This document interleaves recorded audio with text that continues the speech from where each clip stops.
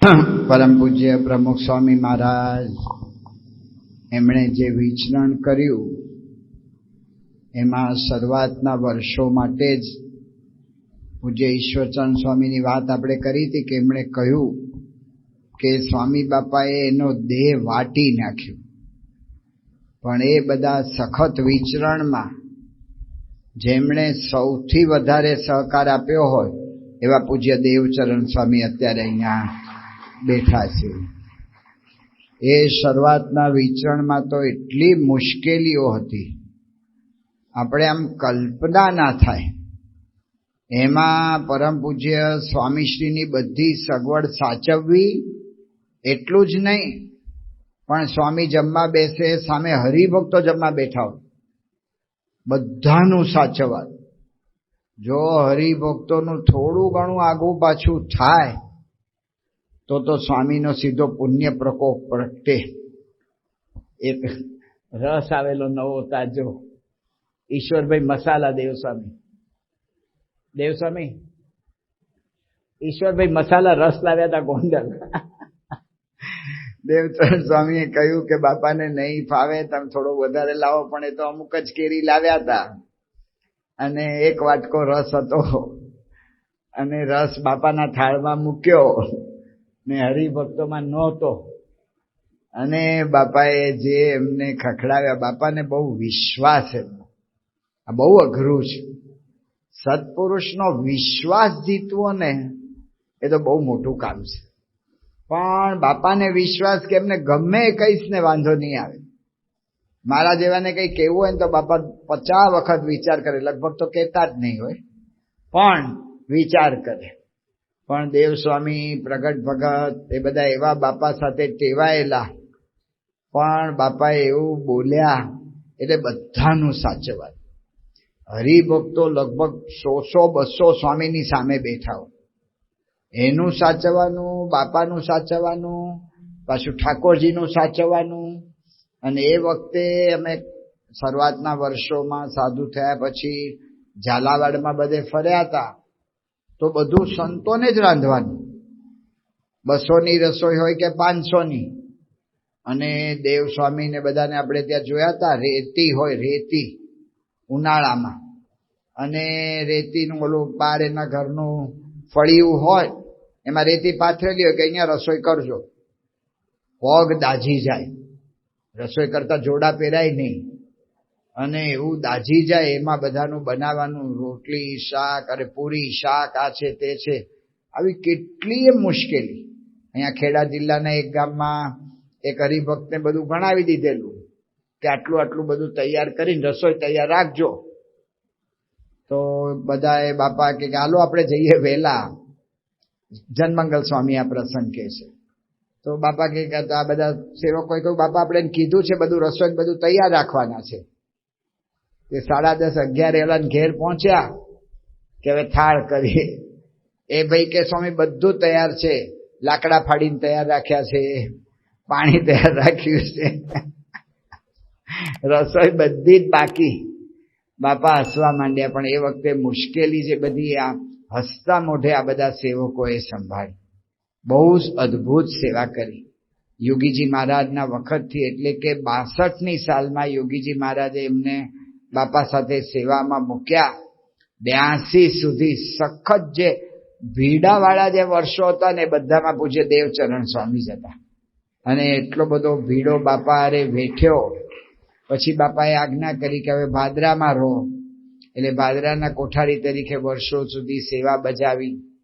ત્યારે ભાદરા અને કચ્છ ભુજ બધો સત્સંગ બધો એમણે જ પહેલા શરૂઆતમાં બધે કચ્છ ભુજ સુધી એ જ જતા હતા. જામનગર મંદિર કહો, ભુજનું મંદિર કહો કે ભાદરાનું કહો, એ બધે સત્સંગના પાયામાં પૂજ્ય દેવચરણ સ્વામી છે. એમને પછી એવી શારીરિક તકલીફ આવી ગઈ અને એમનું દેહ કાર્ય કરી શકે એવું ન રહ્યું, એટલે પોતે પછી નિવૃત્ત થયા. પણ અત્યારે આટલી ઉંમરે આટલું શરીર એમનું જાતે પોતે ઊભા ના થઈ શકે, જાતે ચાલી ના શકે, બોલે તો જે એમની હારે રહેતા હોય એ જ સમજી શકે, બીજા સમજી ના શકે. આવી તકલીફમાં અત્યારે એમને ઈચ્છા થઈ બધા મંદિરે દર્શન કરવા જવું. ખાસ કરીને ચાણસદ છે, બોચાસણ છે, ને બધાના દર્શન થઈ જાય. તો દર્શને આવ્યા તો વડોદરા જેવામાં તો જૂના હરિભક્તો યાદ શક્તિ હજી એટલી ને એટલી છે. મને યાદ ના રહે પણ એમને હરિભગતનું નામ ગામ બધું યાદ હોય અને બાપા ક્યારે પધાર્યા છે બધું જ ખબર હોય ને એમને કે અમને ઘેર સાલમાં પધાર્યા હતા, આમ હતું તેમ હતું બધી ખબર. તો આટલી તકલીફમાં બધા દર્શન કરવા નીકળ્યા તો જૂના હરિભક્તો કે મારે ઘેર પધરામણી આવો. આવી તકલીફમાં પધરામણી જાય છે. મહંત સ્વામી મહારાજે બોચાસરમાં સાંભળ્યું, સ્વામી નવાઈ પામી ગયા કે આટલી તકલીફમાં પણ આખો દિવસ ભજન જ. આવી તકલીફની અંદર પોતે ભજન કર્યા કરે, શણગાર આરતી અમારે નિયમિત કરે, કથામાં નિયમિત પધારે.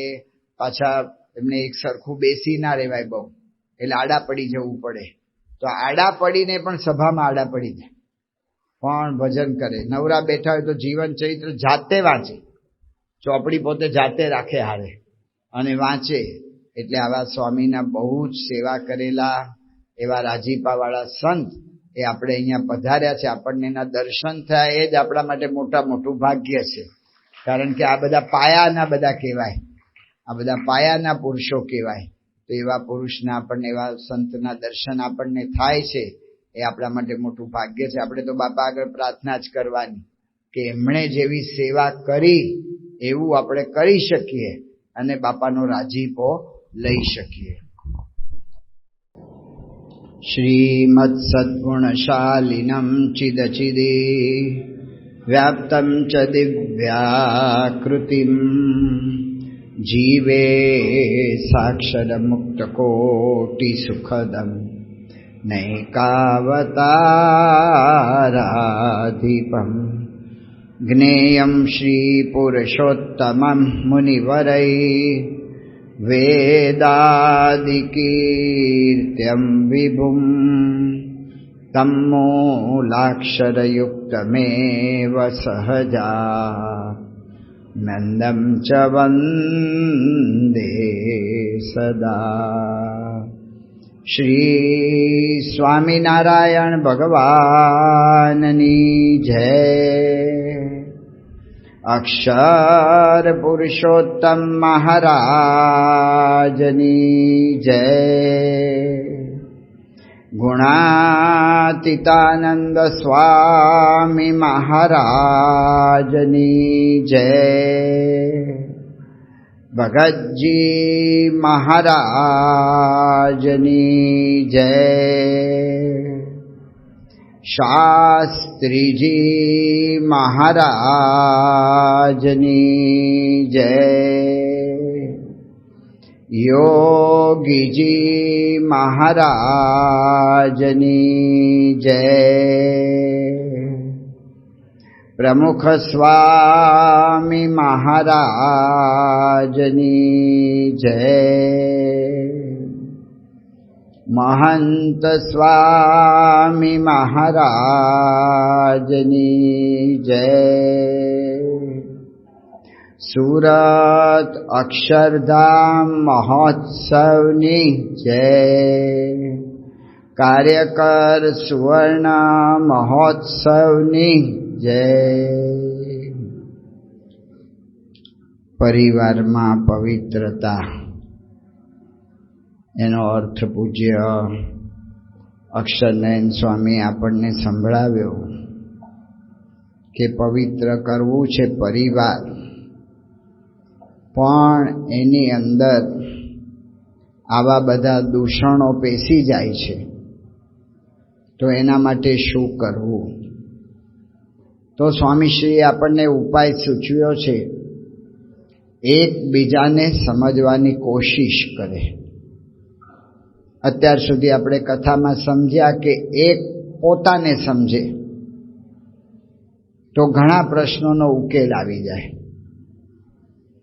એક બીજાને સમજે, કારણ કે બીજાને સમજવું અગત્યનું છે. ગઈકાલે આપણે જોયું કે આપણું મન પ્રી કન્ડિશન્ડ હોય છે, એટલે આપણે બીજાનો બરાબર સમજવા પ્રયત્ન કરીએ તો જ આપણને ખ્યાલ આવે.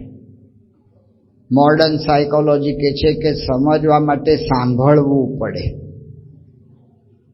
તો સાંભળવાનો પ્રયત્ન કરવો પડે, કારણ કે હામાં ના હોય છે, નામાં હા હોય છે. એટલા માટે સાંભળવાનું. જે કંઈ આપણે જ્ઞાન પામીએ છીએ એ જ્ઞાન પામવામાં કાનનો કહેતા કે શ્રવણનો ફાળો 70% હોય છે, પણ સાંભળવાની કોઈ રીત આપણને હજી સુધી શીખવાડવામાં આવતી નથી. લેખન વગેરેનો ફાળો તો 10 થી 20% જ હોય છે, પણ એના માટે આપણને એકડો ગોટાવ્યા કરે, એક અડે એક, અને 1 ઇંચ જેટલો જાડો ન થાય ત્યાં સુધી ઓલા શિક્ષક આપણને ગૂંટાવ્યા જ કરે. પણ સૌથી વધુ ફાળો સાંભળવામાં શ્રવણનો છે. એની કોઈ રીત શીખવામાં નથી આવતી. એટલે સાયકોલોજીસ્ટો અને 3 રીત શીખવાડે છે કે કાનથી સાંભળવું. એટલે સાંભળીએ કાનથી જ ને, પણ કે છે કાનથી સાંભળવું એટલે કે કાનથી શબ્દનો ભાવ સાંભળવો. આપણે લગભગ શબ્દ સાંભળીએ છીએ, એ શબ્દનો શબ્દ પ્રમાણે જ કહેતા કે ડિક્શનરી પ્રમાણે, શબ્દકોશ પ્રમાણેનો અર્થ કરીએ છીએ, પણ શબ્દનો ભાવ સાંભળવો પડે. અમારે કાઠિયાવાડમાં માં રાંધતી હોય, ચૂલાની અંદર રોટલા બોટલા કરતી હોય, તે સારા રોટલા કરવા હોય ને તો લાકડા અને છાણાનો ઉપયોગ કરવો પડે. તો ચૂલામાં બધા લાકડા ને છાણા ને બધું નાખ્યું હોય અને એની બધી જ્વાળા, એની બધી બહાર આવતી હોય ઝાડ, ત્યારે એ વખતે માં રાંધતી હોય ને નાનું છોકરું ચૂલા પાસે આવે ને તો એની માં શું બોલે? આઘો મર.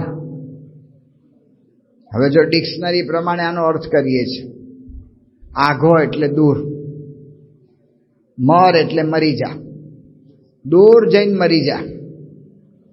તે ઓલો છોકરું કે મને મારવો જ છે ને તો નજીક આવવા દો ને, હળગીશ તો વહેલો મરીશ. આ ચૂલાની ઝાડબાળ મને અડી જશે તો વહેલો મરીશ. પણ આઘો મર એટલે શું કહેવા માંગે છે કે દૂર જઈને વધુ જીવ. તું નજીક આવીશ ને તું મરી જઈશ, તું દાજીશ. દૂર જા, દૂર જઈને વધુ જીવીશ, તું શાંતિથી જીવીશ. મર શબ્દનો અર્થ જીવ થાય એવી કોઈ ડિક્શનરી કહેશે નહીં. 180 ડિગ્રી અર્થ ફરી ગયો. મર શબ્દનો અર્થ જીવ. એટલા માટે કહે છે કે શબ્દને ના સાંભળો, શબ્દના ભાવને સાંભળવો પડે. શબ્દના ભાવને કે આ શું કહેવા માગે છે. અમે સારંગપુરમાં પહેલા અમારો સંત આશ્રમ હતો, નાનો હતો. તે એક રૂમમાં અમે 4 સંતો બધા ભેગા બેસીને બધું કામકાજ કરીએ, સૂઈ જઈએ, બધું એમાં જ. 10 બાય 12ની રૂમ.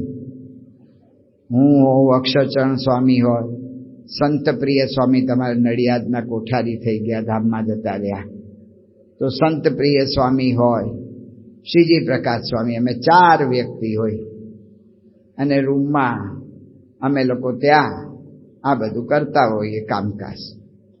હવે કોક વાર એવું થાય કે કોક એકલાય હોય તો હું એકલો બેઠો હોઉં, વાંચતો લખતો હોઉં. અને 10 બાય 12ની અમારી ઓરડી, એમાં પાર્ટીશન નહીં, પડદો નહીં, કશું જ નહીં. બધા આમ 4 ખૂણામાં એક જણ ગોઠવાઈ ગયેલા. તે આપણે એકલા લખતા હોઈએ અંદર, કોક આવીને બારણું ખોલે ને પૂછે કે શ્રીજી પ્રકાશ સ્વામી છે? અલ્યા આ 10 બાય 12નું સ્ક્વેર ફીટ છે, એમાં પાર્ટીશન નથી, પડદો નથી, તને શ્રીજી પ્રકાશ અહીંયા દેખાય છે? શ્રીજી પ્રકાશ સ્વામી શું અદ્રશ્ય થવાની શક્તિ ધરાવે છે? તું મને પૂછસ કે શ્રીજી પ્રકાશ સ્વામી છે? પણ એનો પૂછવાનો હેતુ શું છે? શબ્દાર્થ એવો છે કે છે એવું. પણ એમ કે છે કે તમને હું ડિસ્ટર્બ કરવા નથી આવ્યો, હું તો શ્રીજી પ્રકાશ સ્વામીને શોધવા આવ્યો છું. શબ્દને નહીં, શબ્દના ભાવને સાંભળવો પડે. સંત સ્વામી વાત કરતા, બે ભાઈઓ ઝઘડે તે એકબીજાને બૂમ પાડે, ઓળખસ? તે હું એને ઓળખતો નહીં હોય કે એનું નામ શું છે, એના બાપનું નામ શું છે, એની અટક શું છે, એ ક્યાં રહે છે, ઓળખતો ન હોય. પણ ઓળખે જ એટલે એ શું કહેવા માંગે છે કે મારી શક્તિને જાણે છે ને, તને દબાવીને મારીને ઊંધો પાડી દઈશ. તો શબ્દને ના પકડવા, શબ્દના ભાવને પકડો. જે કોઈ બધા સંશોધકો છે એ લોકો એમ કહે છે કે પતિ પત્નીના જે ઝઘડા થાય છે એ ઝઘડામાં વધારે કારણ આ છે કે શબ્દને પકડવામાં આવે છે, શબ્દનો ભાવ નથી પકડતા. તમે મને આમ કહ્યું તું, પણ ભાઈ મારો કહેવાનો ભાવ આ નહોતો. ના, તમે આ શબ્દ બોલ્યા હતા, આ જ ભાવ થાય એનો. આ જ પ્રશ્ન છે. તો શબ્દનો ભાવ સાંભળો. કાનથી સાંભળવું એટલે શબ્દ સાંભળવો, પણ શબ્દનો ભાવ સાંભળવો. બીજી વાત કરે છે કે આંખથી સાંભળવું. એટલે આંખથી કેમનું સંભળાય? તો કે છે કે આંખથી જે તે વ્યક્તિનું વર્તન સાંભળવું. આપણે અહીંયા બધા ભેગા થઈએ છીએ અને બે પાંચ બધા મિત્રો ભેગા થતા હોય રોજ, એમાં આપણે વખાણ કરીએ. અમારા ઘરમાં જે ભજીયા થાય ને, સર્વોપરી થાય. તમે ક્યારે આવા ખાધા નહીં હોય, ગમે એવી આ મોટી હોટલો ને, પણ અમારા ઘરના ભજીયા એટલે અમારા ઘરના. એવી બધી આમ બહુ આપણે ફાંકા મારીએ અને ખબર નહીં, બધાને ઈચ્છા છે કે હાલ ભલે 11 વાગે આ સભા મોડી છોડે છે, પણ અત્યારે જ જઈએ તાર ઘેર અને આપણે ભજીયા ખાવા છે. અને આપણે આપણા વખાણ, હા આવો આવો તમે જુઓ કેવા ભજીયા, ને આમ તમને વખાણમાં ભૂલી જઈએ. ઘરે ફોન કરીને કહેવાનું કે અમે ભાઈ 5-7 જણા આવીએ છીએ, બધાને ભજીયા ખાવાના છે, તૈયારી રાખજો. એ કહેવાનું ભૂલી જઈએ. ઘરે જઈએ અને જોઈએ કે બહાર જવાની બધી જ તૈયારી થઈ ગઈ હોય, ખાલી ચપ્પલ પહેરવાના બાકી હોય. અને આપણે કહીએ કે જો ભાઈ આ બધાને બહુ આપણા ભજીયાનું વખાણ કરીને લાવ્યો છું, સર્વોપરી બનાવજો ને આમ ને તેમ ને, અને બધા આમ રાજી થઈ જાય એવું કરજો, આપણું નામ જાય નહીં, ધ્યાન રાખજો નામ. ઓલામને બહાર જવું હોય ને આપણે ભજીયાનો ઓર્ડર આપીએ, તો સારા ઘરમાં મહેમાનની સામે ઝઘડા થતા નથી. મહેમાન જાય પછી જે થવું એ થાય, પણ મહેમાનની સામે સારા ઘરમાં ઝઘડા થતા નથી. એટલે કંઈ થાય નહીં બોલવા કરવાનું. આપણા ઓર્ડર પ્રમાણે જે કંઈ 10-15-20 મિનિટમાં ભજીયા ને કોફી ને ચા કે જે કંઈ તૈયાર થઈ જાય, પછી એ વસ્તુઓ જે ટ્રેમાં લાવે, એ ટ્રેને જે રીતે ટેબલ પર મુકાય ને એને સાંભળવાનું છે કે કેટલા રાજીપે આ બનાવ્યું છે.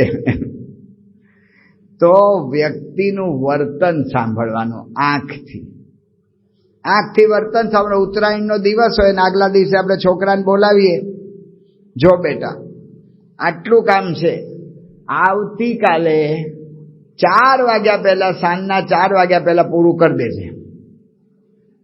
છોકરો હા તો પાડે, પણ એની રૂમનો દરવાજો કઈ રીતે બંધ થાય છે ને એના આધારે કાલ કામ થશે કે નહીં થાય ખબર પડે. કારણ કે ઉત્તરાયણ જેવો દિવસ ને બચારાને કામમાં જોડ્યો હોય, એનું મન કેમનું માને? નાનો છોકરો હોય અને ઘરે આવીને ધપ કરતો સોફા પર બેસી જાય, પરસેવે રેબઝેબ થઈ ગયો હોય, હાંફતો હોય ને હસતો હોય, તો એ શું કહે છે? એ કહે છે કે મને પૂછો, કારણ કે પરસેવે રેબઝેબ થઈ ગયો છે એટલે થાકેલો તો છે જ, પણ પાછો હસે છે. એટલે કે છે કે મને પૂછો હું ક્રિકેટમાં કેટલા રન કરીને આવ્યો છું. એને આનંદ છે, પરસેવે રેબઝેબ થયો તોય. એટલે કે એને એનું વર્તન પરથી આપણે જાણવાની ટેવ પાડવી પડે. આંખથી જે તે વ્યક્તિના વર્તનને સાંભળવાનું છે. આંખથી જે તે વ્યક્તિનું વર્તન, અને હૃદયથી સાંભળવું. હૃદયથી જ કેવી રીતે, શું સાંભળવાનું? તો હૃદયથી જે તે વ્યક્તિની લાગણી સાંભળવાની, કે એ વ્યક્તિ એના અંતરમાં શું બહુ જ વિચાર આવે છે અથવા શું દુઃખ છે. આપણે જતા હોઈએ કામકાજ માટે ને આપણા દાદા આપણને કે બેટા આટલી વસ્તુ મારા માટે લઈ આવીશ, તો એ જે કે છે એની લાચારી સાંભળવાની છે. કે જઈ નથી શકતા બજારમાં, એનું જે દુઃખ છે એ સાંભળવાનું છે. છોકરો બીમાર હોય ને સૂતો હોય, આપણે એની પથારી પાસે જઈને બેસીએ અને પપ્પા કહીને પડખું ફરી જાય, તો એને અસહ્ય દુઃખતા થઈ રહ્યું છે, બોલી નથી શકતો, એ સાંભળવાનું છે. તો હૃદયથી લાગણી સાંભળવી. આજે આપણે શ્રવણને યાદ કરીએ છીએ. શ્રવણ વર્ષો પહેલા થઈ ગયા. આપણી ગણતરી પ્રમાણે તો 21 લાખ વર્ષ. પણ મોડર્ન બધા હિસ્ટોરિયન્સ ને બધા ઇતિહાસકારો ને બધા નથી માનતા એટલો બધો સમય. એ લોકો કે છે 15,000. હાલો ને ભાઈ 15,000 વર્ષ. તો 15,000 વર્ષ પહેલાની વાત આપણે કહીએ તો 15,000 વર્ષ પહેલા, પણ 15,000 વર્ષથી રોજ આપણે શ્રવણને અત્યારે કાયમ યાદ કર્યા કરીએ છીએ. એવી શું વિશેષતા? તો એની વિશેષતા હતી કે એણે એના માતા પિતાને હૃદયથી સાંભળવાનો પ્રયત્ન કર્યો. હૃદયથી માતા પિતાને સાંભળવા પ્રયત્ન કર્યો. એણે એના માતા પિતા આંધળા હતા ને એણે કહ્યું કે બેટા અમારે જાત્રાએ જવું છે, તો તું લઈ જા. જો આવું આંધળા મા બાપ મને કહે ને, તો હું પહેલી વાત એને કરું, તો અમને જાત્રામાં લઈ જઈએ કે ઘરમાં રાખીએ, તમને શું ફેર પડવાનો છે? તમને કાંઈ દર્શન થવાના છે? કૈલાસ પર્વત લઈ જાઓ તો હિમાલય દેખાવાનો છે? કન્યાકુમારી લઈ જાઓ તો તમને દરિયાને કઈ દર્શન થવાના? મૂકોન માથાકૂટ. તમે હેરાન થાવ ને અમને હેરાન કરવા માંગો છો. કાંઈ જાત્રા કરવાની તમારી જરૂર જ નથી. તમને કઈ દેખાતું જ નથી, અંધારું જ દેખાવાનું છે, તો માથાકૂટ મૂકી દો. આ જે વિચાર છે સાચો, પણ બુદ્ધિમાંથી આવેલો, તર્કમાંથી આવેલો વિચાર છે, હૃદયમાંથી નથી. માતા પિતા કે પણ અમારે તો ગોદાવરીના ને ગંગાના ને નર્મદાના ને યમુનાના ને બધા જળથી નાહવું છે, એટલે અમારે તીર્થયાત્રા કરવી છે. તમારે ગંગાના જળથી નાહવું જ છે ને, તો નાની નાની લોટીઓ મળે છે ગંગા જળ યમુના જળ, એ ઘરે લઈ આવીશ. તમે નાહવાના હો ત્યારે તમારી ડોલમાં પાણી નાખી દઈશ, એટલે બધું ગંગાનું થઈ જાય. નહીં લેજો અહીંયા. ખોટું હેરાન કરવાની વાત ના કરો. આ જે વિચારો થાય છે બુદ્ધિથી થાય છે, તર્કથી થાય છે. શ્રવણને ખબર હતી કે આને કંઈ નથી દેખાવાનું, તેમ છતાં પણ શ્રવણે વિચાર કર્યો કે માતા પિતાને અંધાપાનું દુઃખ છે, અને એમાં હું એમ કહીશ કે તમને કંઈ દેખાવાનું નથી એટલે તમને નથી લઈ જવાનું, તો દુઃખ વધશે.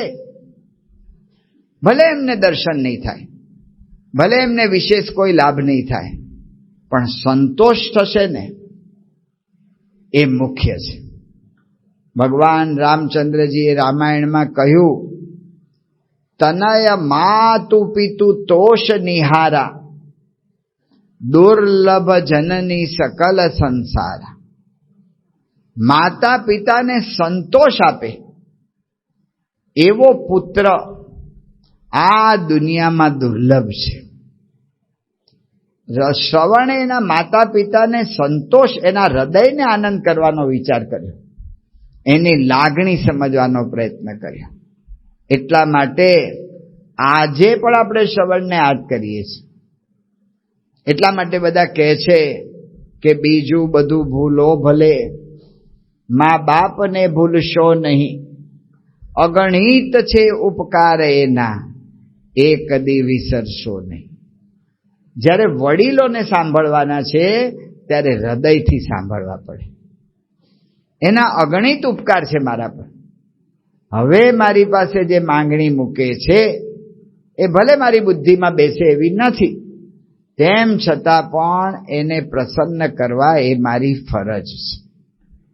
કારણ કે જેમ જેમ દિવસો જાય આપણને ખબર નથી રહેતી, યાદ નથી રહેતું કે કોના કેટલા ઉપકાર છે. માતા પિતાએ કેટલું એના સંતાનો માટે કરે છે એનો ખ્યાલ નથી રહેતો. આપણે એક બે પ્રસંગો દ્વારા જોઈશું. બહુ વર્ષો પહેલાની વાત છે. અમદાવાદમાં બહુ દૂરના પરામાં એક દીપડો આવી ગયો. આબુના જંગલમાંથી ફરતો ફરતો કઈ વસ્તીમાં ઘૂસી ગયો હશે ને આ દિશા પકડાઈ ગઈ હશે તો અમદાવાદ સુધી પહોંચી ગયો.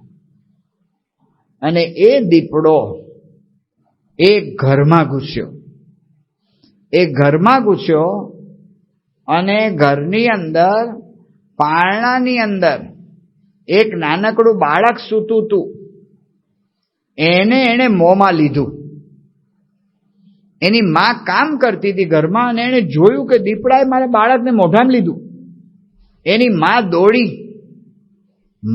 દોડી અને બાળકને એના મોઢામાંથી ખેંચ્યું. દીપડાએ કોઈ દિવસ આવો અનુભવ નહીં કરેલો. એ થોડો ગભરાઈ ગયો. એટલી વારમાં માર ઘરની બહાર નીકળી ગઈ, બંધ કરી દીધું ઘર. દીપડો પુરાઈ ગયો ઓરડામાં પુરાઈ ગયો એટલે કાકરિયા ઝૂમાં તરત ફોન કર્યો અને ઝૂ વાળા આવ્યા અને પછી દીપડાને ઉપાડીને લઈ ગયા. આ પ્રસંગ છે. આની અંદર આપણે વિચાર કરવાનો છે કે માએ દોડી અને દીપડાના મોઢામાંથી બાળકને ખેંચ્યું. એ જ વખતે કદાચ દીપડો બાળકને છોડીને માના ગળે ચોંટ્યો હોત તો માં મરી જાત. પણ પોતાના સંતાન માટે પોતાના મોતનો વિચાર ના કરે ને એનું નામ માં છે. એની મોતનો વિચાર ના કરે. પૂજ્ય ડોક્ટર સ્વામી સાથે અમે બેઠા હતા સારંગપુર.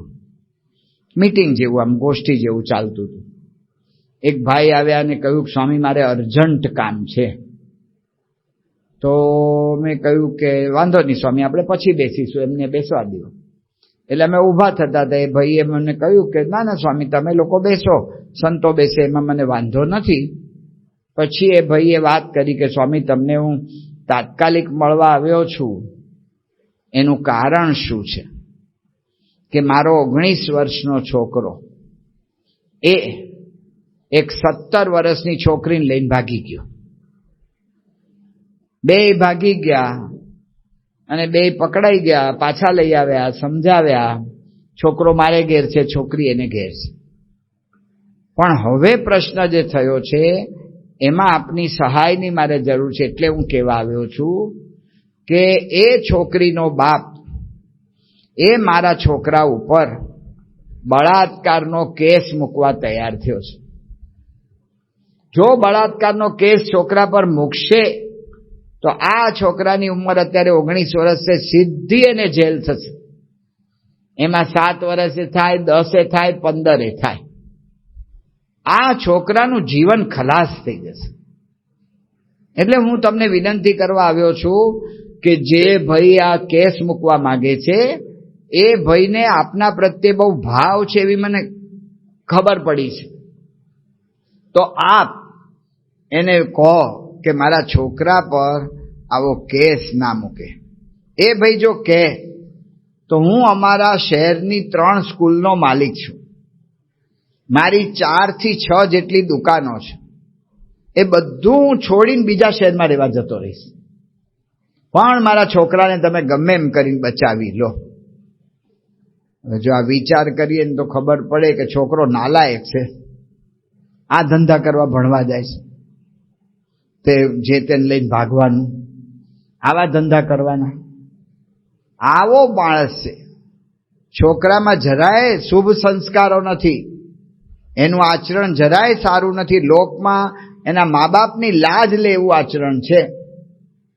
તેમ છતાંય એવા છોકરાને બચાવવા માટે અને એની જિંદગીને સુખી કરવા માટે પ્રયત્ન કરે ને એનું નામ બાપ છે. દરેક ઘરમાં કાંઈ દીપડા નથી આવતા, પણ દરેક મા બાપની આ જ લાગણી હોય છે કે મારા દીકરા દીકરી કેવી રીતે સુખી થાય. એના અગણિત છે ઉપકાર. એના જો એના ઉપકારનો ખાલી વિચાર કરીએ કે આપણે નાના હોઈએ ને એ રમતા રમતા અગાસીએ ચડી ગયા હોઈએ ને આઘાપાત થતા હોઈએ ને કૂદાકૂદ કરતા હોઈએ, ત્યારે ઘરમાં કામ કરતી માં ઘરના કામ સાથે આપણું સતત ધ્યાન રાખતી હોય. એ વખતે જો અગાસી પરથી આપણને નીચે ન ખેંચ્યા હોત તો ક્યારના પડીને મરી ગયા હોત.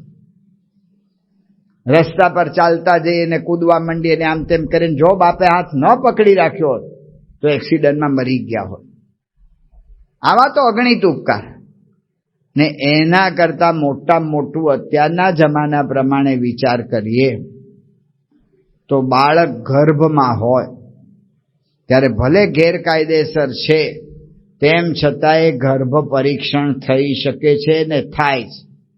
હવે આધુનિક સાધનો આવી ગયા છે ને એ વખતે માતા પિતાએ નિર્ણય લઈ લીધો હોય કે આ ગર્ભને આપણે રહેવા દેવો નથી, અને જો ગર્ભપાત થઈ ગયો હોત તો અત્યારે આપણું અસ્તિત્વ જ ના હોય.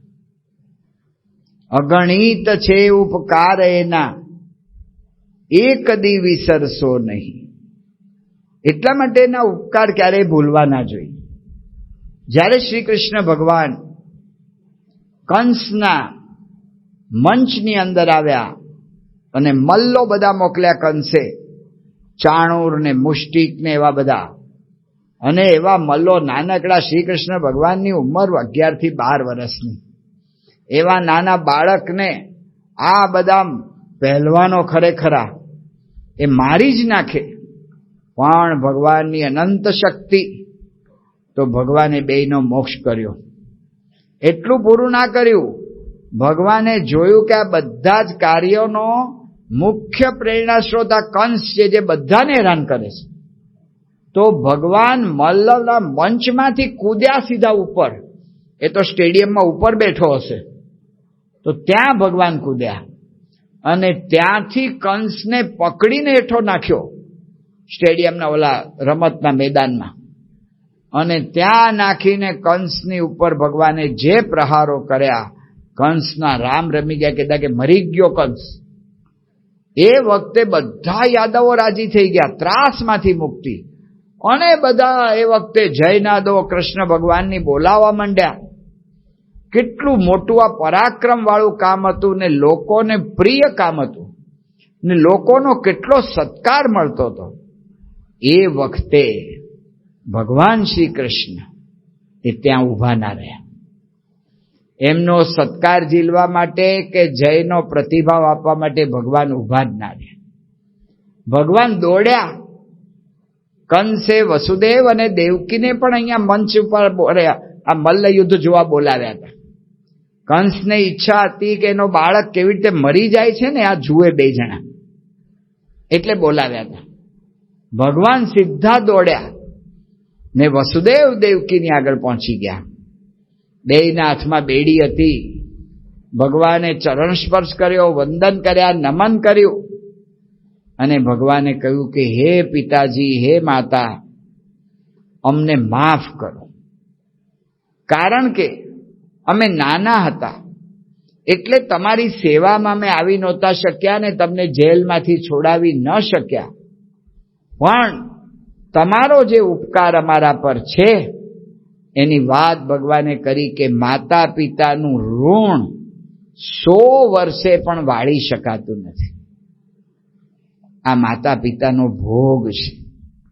નાનકડા બાળકો પ્રત્યે આપણે જોઈએ છીએ, BSSના બાળકોને દેખાડવામાં આવતું હતું પેન્ગ્વિનની વાત.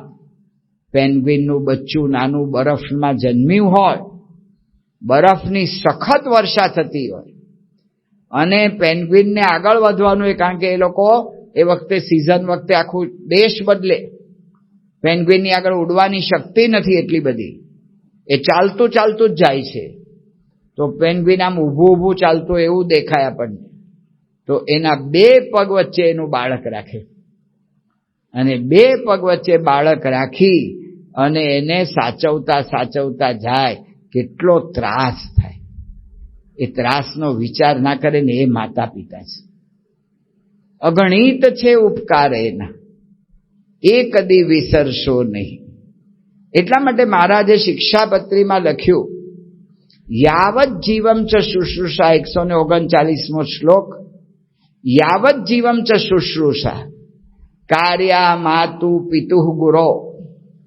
મહારાજે આખા શિક્ષાપત્રીમાં વારંવાર એક શબ્દ વાપર્યો છે, યથાશક્તિ, યથા યોગ્યમ, યથા ધનમ, યથા યથા યથા. માતા પિતામાં એમ ના કહ્યું કે યથા યોગ્યમ, તમને યોગ્ય લાગે કરજો, ના લાગે ના કરતા. ત્યાં મહારાજે કહ્યું કે યાવત જીવમ, માતા પિતા અને ગુરુની સેવા જીવન પર્યંત કરવી જોઈએ. યાવત જીવમ, ત્યાં બાંધછોડ નથી કરી. અને શબ્દ વાપર્યો શુશ્રૂષા.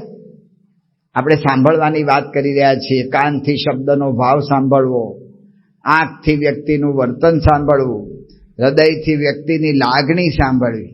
તો મહારાજે શબ્દ વાપર્યો છે શુશ્રૂષા. શુશ્રૂષા શબ્દ સંસ્કૃતની રીતે જોઈએ તો શ્રુ ધાતુમાંથી પડે છે. શ્રુનું રૂપ ચાલે શૃણોતિ, સાંભળું છું, અરે સાંભળે છે, એવી રીતે ચાલે. તો જેમ જિજ્ઞાસા શબ્દ છે એ જ્ઞા ધાતુમાંથી પડે છે. જ્ઞાતુમ ઈચ્છા ઇતિ જિજ્ઞાસા, જાણવાની ઈચ્છા એ જિજ્ઞાસા. પીપાસા એ પા ધાતુમાંથી બને છે. પાતુમ ઈચ્છા ઇતિ પીપાસા, પીવાની ઈચ્છા એનું નામ પીપાસા. એવી રીતે આ જે શબ્દ છે શુશ્રૂષા એ શ્રુ ધાતુમાંથી પડ્યો છે. સાંભળવાની ઈચ્છા ઇતિ શુશ્રૂષા, શ્રોતુમ ઈચ્છા ઇતિ શુશ્રૂષા. માતા પિતાને સાંભળવા વાળા થજો, એના હૃદયની લાગણી સાંભળજો. એ મહારાજ કરે છે, કારણ કે મહારાજે એ જ કર્યું છે. ભક્ત ચિંતામણીમાં લખ્યું, નિષ્કુળાનંદ સ્વામીએ ધર્મપિતાનો અંતકાળ, અને ધર્મપિતા આરામ કરતા હતા, રાતનો સમય છે, અને ત્યારે લખે છે, સર્વે સંબંધી રહ્યા છે સૂઈ, હરિ વિના બેઠું નથી કોઈ. મહારાજ બેસી રહ્યા, એક જાગે પોતે મહારાજ. ધર્મદેવની સેવામાં મહારાજ લાગી રહ્યા છે. પૂર્ણ પુરુષોત્તમ નારાયણ આપણને શીખવાડે છે, શ્રી કૃષ્ણ ભગવાન શીખવાડે છે, રામચંદ્ર ભગવાન શીખવાડે છે કે માતા પિતાની સેવા કરવાનું ભૂલતા નહીં. એટલા માટે મહારાજ શબ્દ વાપરે છે શુશ્રૂષા. શુશ્રૂષા શબ્દનો વિવેચકોએ, જે શિક્ષાપત્રીના વિવેચકોએ 3 અર્થ કર્યા છે કે શુશ્રૂષાનો અર્થ શું થાય. તો 3 અર્થ કર્યા, એમાં પહેલો અર્થ કર્યો છે કે એને યોગ્ય સગવડ આપવી. અવસ્થા થઈ જાય માણસ એટલે નાની મોટી સગવડની જરૂર પડે. અમારે કાઠિયાવાડમાં ઘરડા થઈ જાય એ ભાભા કહેવાય. તો એ ભાભા બચારા પૂછ્યા જ કરતા હોય, પોસું પોસું છે, એટલે કે હવે દાંત નથી રહ્યા તો કાંઈ પોચું ખાવાનું છે, એને સગવડની જરૂર પડે છે. તો એને યોગ્ય સગવડ આપવી. બીજી વાત કરે છે કે અવસ્થાની આ જરૂરિયાત છે, એને સન્માન આપવું. દરેક અવસ્થામાં આપણી અંદરની લાગણીઓ બદલાય છે. બાળક અવસ્થા હોય ત્યારે જિજ્ઞાસા પ્રધાન હોય. એટલે જોજો, કોઈ પણ નાનું બાળક તમે તેડો ને તે ખિસ્સામાંથી પેન કાઢશે, ડાયરી કાઢશે, મોબાઈલ કાઢશે, એને જિજ્ઞાસા પ્રધાન હોય. ઘણી વાર રમકડું આપ્યું હોય તો રમકડાને આખું તોડી નાખે કે કેમ એ ડોલે છે, એને જિજ્ઞાસા પ્રધાન હોય. એટલે બાળક અવસ્થામાં જિજ્ઞાસા પ્રધાન હોય. એમ યુવા અવસ્થામાં કાંઈક કરી બતાવવું છે ને, એવી આમ એના અંદરમાં એવો પોતાનો એવી રીતે અહમ, પોતાનો પ્રભાવ પાડવો, એ ભાવના એને દ્રઢ હોય. એટલે અમારે હરિપ્રકાશ બાપલા કહેતા, 30 તીખો, 30 વર્ષનો થાય ને ત્યાં સુધી તીખો તમતમતો હોય, એને બોલાવાય નહીં, એને ફર કહેવાય નહીં, એને રોકાય નહીં કોઈ કામમાં. પણ 40 ચોખ્ખો, 40 વર્ષનો થાય ને ટાઢો પડી જાય, પરણી જાય, 1-2 છોકરા થઈ જાય, પછી એને ખબર પડે કે આ વ્યવહારમાં બધું આવું જ હોય, આમાં કાંઈ બહુ કંઈ કરી શકે એવું છે નહીં, એટલે જવા જ દેવું. 40 શાંત થઈ જાય, 40 ચોખ્ખો. તો યુવાન અવસ્થામાં કાંઈક કરી બતાવવું છે એવી ભાવના હોય તો એની અવસ્થા પ્રમાણે આપણે જાણવું પડે. એમ વૃદ્ધાવસ્થા, એની અંદર એને સન્માનની ઈચ્છા થઈ જાય. એટલે જોજો, 60 વર્ષના થાય ને ત્યાં સુધી બધાને આપણે પૂછીએ ને, ધારો કે 58 થયા હોય કે કેટલા, કે બસ હવે 60 ની નજીક જ છું એવું કે. એટલે કે ઉંમર છે ને આમ વધારવાનો પ્રયત્ન કરે. જેમ જેમ ઉંમર વધતી જાય ને અવસ્થામાં, એમ એને વધારે સન્માન મળી અપેક્ષા, એટલે વધારતા જ જતા હોય. ઘણા કે હું 100 વર્ષનો, એક કે હું 125 વર્ષનો થઈ ગયો છું. એક ભાઈએ તો એવી વાત કરી હતી કે રામ ભગવાન, સીતાજી અને લક્ષ્મણ એ જંગલમાં જતા હતા, ત્યારે અમારા ગામને પાદરેથી પસાર થયા ને હું ઊભો હતો ત્યાં સુધી એને અવસ્થા વધારી દે. તો માનની અપેક્ષા છે કે હું વધારે ઉંમર કહીશ એટલે મને માન મળશે. એટલે જોજો, ઘરડા થાય ને પછી સાહજિક એના જે કાર્યો કર્યા હોય ને એને એ રિપીટ કર્યા કરતા હોય. મેં આમ કર્યું હતું, મેં આમ કર્યું હતું, મેં આમ કર્યું હતું. એના કાર્યોનું વારંવાર સ્મરણ કરતા હોય અને બીજાને કે કરતા હોય. સંતોષ લેવાનો પ્રયત્ન કરે છે પોતાનો સન્માનમાંથી. તો આ અવસ્થાની જરૂરિયાત છે. જેમ પોસું ખાવાની એની અવસ્થાની જરૂરિયાત છે, એમ આ એની માનસિક જરૂરિયાત છે. એટલે પૂજ્ય ડોક્ટર સ્વામી, પરમ પૂજ્ય પ્રમુખ સ્વામી મહારાજ, એમણે આપણને આજ્ઞા કરી હતી કે મા બાપને પગે લાગો, ચરણ સ્પર્શ કરીને પગે લાગો. એમાં કાંઈ ગભરાવા જેવું નથી. આ આજ્ઞા એટલા માટે છે કે એમને રાજી કરવાના છે, એના ઉપકારનો બદલો વાળવાનો છે. એટલે ચરણ સ્પર્શ કરીને વંદન. એટલે સ્વામી બાપા કેટલો આગ્રહ ને કેવા સંસ્કારો નાખે. આબુમાં ગયા હતા, આપણું ત્યાં છાત્રાલય ચાલે છે ગુરુકુળ, નાના કેજીના બાળકોથી લઈને ઠેઠ 12મા ધોરણ સુધી ભણાવે છે. તે એના બધાના રૂમ ને બધું જોયું, પછી આમ બાથરૂમ બાજુથી પસાર થતા હતા. તે બાથરૂમમાં જોયું, તે મારા વાળા અવડા ટબ, 5 થી 8 જેટલા ટબ અવડા ઊંચા, લગભગ 10 ઇંચ કે 8 ઇંચ જેટલા, પણ અવડા મોટા ટબ. એટલે અહીંયા નાહવામાં કોકને નાહવું હોય તો કઈ બાલદી આપો કે સારા નાના ટબ આપો તો આમ સારી રીતે નવાય. એ કે સ્વામી આ નાવાની વ્યવસ્થા જે છે ને એ કેજીના બાળકો માટે છે, અમે બહેનો રાખી છે. એટલે એ છોકરા બધા નાવા આવે ને તો ટબમાં પાણી ભરી રાખ્યું હોય, એટલે એક ટબમાં 2 કે 4 છોકરાને બેહાડ દે. એ છપછપિયા કરતા જાય ને એકબીજા પર ઉડાડતા જાય ને ભીના એમાં થઈ જાય. પછી એકને બહાર કાઢીને સાબુ લગાડે, પાછા બીજા ટબ તૈયાર હોય એની અંદર બેહાડ દે. એટલે એની મેળે લોકો એકબીજાનું બધું નાતા બધું નાઈ લે. આવા નાના છોકરા, હાવ નાદાન. તે મારી પૂજાપતિ કીધી તો હું ખાલી આમ ફરવા નીકળ્યો, મેં જોયું એ લોકોનો એક પૂજાનો હોલ હતો, તો ત્યાં એક છોકરો નાનકડો આવ્યો. અને એ નાનો છોકરો આવ્યો અને એણે કબાટ ખોલ્યો અને અંદર લગભગ 15 જેટલી પૂજાઓ હતી. બધી એક પૂજા લઈ ને આમ બરાબર આમ ડિસ્ટન્સ સાથે બધી ગોઠવી દીધી. એણે હજી તો ગોઠવવાનું પૂરું કર્યું ત્યાં બીજા બધા નાના ટાબરી આવી ગયા તૈયાર થઈને, બધા ગોઠવાઈ ગયા પૂજા આગળ. બધાએ પૂજા ખોલી, પથરણા પાથર્યા, મૂર્તિ પાથરી, આહ્વાન કર્યું. ઊભા રહીને નીલકંઠવર્ણીની જેમ માળા કરી, ગબડે બબડે બધું અંદર હાલે, પણ એવી રીતે માળા કરી, પ્રદક્ષિણા કરી, દંડવત કર્યા. વાંચતા તો આવડે નહીં તો એ શિક્ષાપત્રી લઈને આમ બેઠા, પાછું એ બધું પૂરું કર્યું. આખી પૂજા વાળી લીધી. પૂજા આખી વાળ્યા પછી એક ફોટો કાઢ્યો અને એ ફોટો કાઢીને પૂજાના આધારે મૂક્યો. અને બધા બાળકો એને પંચાંગ પ્રણામ કર્યા. તે મેં પૂછ્યું કે લે આ પૂજા તમારી પૂરી થઈ ગઈ, હવે કેવા પંચાંગ પ્રણામ કરો છો? તો મને ફોટો દેખાડ્યો. સ્વામી જુઓ, મમ્મી પપ્પા છે, એને રોજ પંચાંગ પ્રણામ કરવા જોઈએ. નાના બાળકોના ગળ થૂથીમાં સંસ્કાર નાખ્યા છે પ્રમુખ સ્વામી મહારાજ.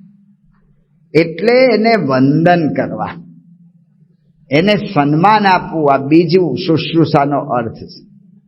ને ત્રીજો અર્થ કરે છે શુશ્રૂષાનો, એના સ્વભાવ સહન કરવા. સૌથી વધારે અઘરું આ છે.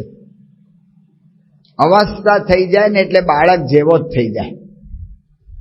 એટલે બહુ સારી રીતે સત્સંગ પચાવ્યો એમાં ના થાય, બાકી થઈ જ જાય બાળક જેવો. એટલે ઉતાવળો થઈ જાય, અથવા જે તે વાતમાં માથું મારતો થઈ જાય, અથવા ઘણી વાર પૂછપૂછ કર્યા કરે. અને આ બધા સ્વભાવ સહન કરવા એ બહુ અઘરું પડે છે, પણ એ વખતે વિચાર કરવો પડે. ઓલા બાપાએ છોકરાને પૂછ્યું કે બેટા, આપણે ધંધામાં ઓલો સોદો કર્યો, એમાં શું આપણને લાભ થયો? છોકરાએ કહી દીધું બાપા, એમાં આટલો આપણને લાભ થયો. સવારના વાત થઈ ગઈ હતી. બપોરના પાછો છોકરો જમવા આવ્યો. બેટા, તે મને ઓલી વાત ના કરી કે આપણે આ ધંધામાં નવો સોદો કર્યો ને શું લાભ થયો? હવારના પોરમાં તમને કહી દીધું, તમે ભૂલી જ જાઓ છો. હું કામ પૂછપૂછ કરો છો? ભૂલી જાઓ છો ને બધું. બેઠા બેઠા શાંતિથી ભજન કરો ને. બાપા થોડાક જમાનાના ભણેલા હતા, એટલે એ ગયા પેઢીએ. એના મહેતાજી મુનિ એના એ જ હતા કે ઓલો જૂનો ચોપડો લાવો, હિસાબ હું લખતો તો એ જૂનો ચોપડો લાવ્યા, ચોપડાના પાના ખોલ્યા અને બાપા એના છોકરા પાસે ગયા કે જો તો બેટા શું લખ્યું છે? તો છોકરાએ વાંચ્યું, બેટા કાગડો. પછી શું લખ્યું છે? બેટા કાગડો. પછી શું લખ્યું છે? બેટા કાગડો. તો હવે જોયું મેં કે તમે ઘણી બધી વખત બેટા કાગડો લખ્યું છે. કે ઘણી બધી વખત નહીં, મેં ગણેલું છે કે આ 100 વખત લખ્યું છે. એ શું છે કે તું જ્યારે નાનો હતો મારા ખોળામાં આ જગ્યાએ બેઠો હતો અને તે મને પૂછ્યું કે બાપા આ શું છે? ઓલો કાગડો બેઠો તો ઝાડ પર, તો મેં એને કહ્યું બેટા કાગડો. એમ મેં તારે જેટલી વખત કહ્યું ને એ મેં આ લખ્યું છે. આટલી વખત મેં તારું બેટા કાગડો તને સમજાવ્યો છે, ને તને 2 વાર પૂછું એમાં તારું મગજ ચડી જાય છે? અગણિત છે ઉપકાર એના. એનો સ્વભાવ સહન કરવો પડે. અવસ્થા છે, સ્વભાવ એનો ઓલો થઈ જ જાય ને આપણને કંટાળો આવી જાય. વાત સાચી છે, આપણી બુદ્ધિ કંટાળી જાય કે ક્યાં સુધી આ કરવું. એના કરતાં મૂકી આવી વૃદ્ધાશ્રમમાં, ઘરડા ઘરમાં, અથવા એના કરતાં આપણે જુદા થઈ જઈએ. તો એટલા માટે એમાં આપણો બહુ મોટો જિંદગીનો શાંતિનો લાભ જાય છે. આ લાભ એ કે લૌકિક નથી થવાના, પણ એની અંતઃકરણની અંદર જે શાંતિ હોય, એનાથી જે સંતોષ થતો હોય, એ લાભ ગુમાવી દેવાય છે. એટલા માટે આપણે એના સ્વભાવ સહન કરવો પડે. જે મારા જેવાને કંટાળો આવતો, એને દરરોજ પ્રથમનું 10મું વચનામૃત વાંચવું, સેવકરામની સેવાનું. શ્રીજી મહારાજને સેવકરામ મળે છે પરબ્રહ્મ પુરુષોત્તમ રસ્તા પર. નથી મહારાજની સાથે સંઘમાં ભેગો રહ્યો એવું છે, એવું એ નથી થયું. મહારાજની સાથે સંઘમાં ભેગો એ નથી રહ્યો, અથવા તો મહારાજને કઈ મદદ કરી એવું એ નથી. રસ્તા પર પડેલો માણસ રડે છે. સાધુ થઈને રડાય? પણ સાધુ થયો છે ને મારવાલો રડે છે. એટલે કે હાવ આમ કાયર જેવો માણસ, ઇન્દ્રિયોને વશ માણસ. તો રડે છે. મહારાજે જોયું કે એને લોહીખંડ પેટ બેસણું થઈ ગયું છે, કહેતા કે મરડો થઈ ગયો છે. તો રસ્તે પડેલા માણસને મહારાજ મદદ કરવા જાય છે. આપણે વાત કરીએ છીએ સ્વભાવને સહન કરો. પહેલી વખત કોઈ પણ મરડાવાળો મળે એટલે તરત આપણને ખ્યાલ આવી જાય કે એનો સ્વભાવ શું છે. કે એને હારી પેટે ખાધું હોય ને તો જ મરડો થાય. ઘણા એમ કે છે કે ના મેં કંઈ ખાધું જ નહોતું, મને કેમ ઝાડા થઈ ગયા ખબર નથી. એ વાત જ ખોટી. કંઈ ખાધું ન હોય તો ઝાડા થાય જ નહીં ભાઈ સાહેબ. કંઈક તો હોય જ. તો આટલો સ્વાદીઓ છે એ સ્વભાવની પહેલો જ પરિચય થઈ ગયો. અને પાછો મહારાજને કહે છે કે મારી 1000 સોના મોર સાચવજો. સ્વાદીઓ છે ને સાધુ થઈને ધન રાખે છે, લોભીઓ છે. પહેલા જ પરિચય થઈ ગયો એનો સ્વભાવ. તો પણ મહારાજ એની સેવા કરે છે. કેવી સેવા! મહારાજ કે અમે એના માટે 1 હાથ ઊંચી કેળની પથારી કરી, કારણ કે ગાદલા ક્યાંથી લાવવા. તો બાજુમાં કેળનું જંગલ હતું. કેળના પાંદડા તોડીને મોટા કરીને ઊંચા કરીને 1 હાથ પચારી કરીને, આને તો અતિસાર મરડો થઈ ગયો છે. મરડામાં તો ગમે ત્યારે ઝાડે જવાનું થાય ને ગમે ત્યારે પિચકારી છૂટે. હાલે ચાલે એવો તો રહ્યો નથી. તો એને પાછો ઊભો કરવાનો, એટલા પાંદડા કાઢવાના, નવા પાંદડા સેટ કરવાના, એને નવરાવાનો, સાફ કરવાનો. આ કેટલું ચીતરી ચડે એવું કામ છે. પણ એનો સ્વભાવ જોયા પછી મહારાજ આ સેવા કરે છે. એના સ્વભાવને તો જાણતા જ હતા. એનો સ્વભાવ કેવો હતો તો મહારાજે લખ્યું કે અમને માટે અમને પૈસા આપે, એનાથી અમે વસ્તીમાંથી લોટ ઘી વગેરે લઈ આવીએ ને એના માટે રસોઈ બનાવી. ખાઈ જાય મારો હાલો. કોઈ દાડો કહે નહીં કે તમે તમારી રસોઈ બનાવી, પૂછે નહીં.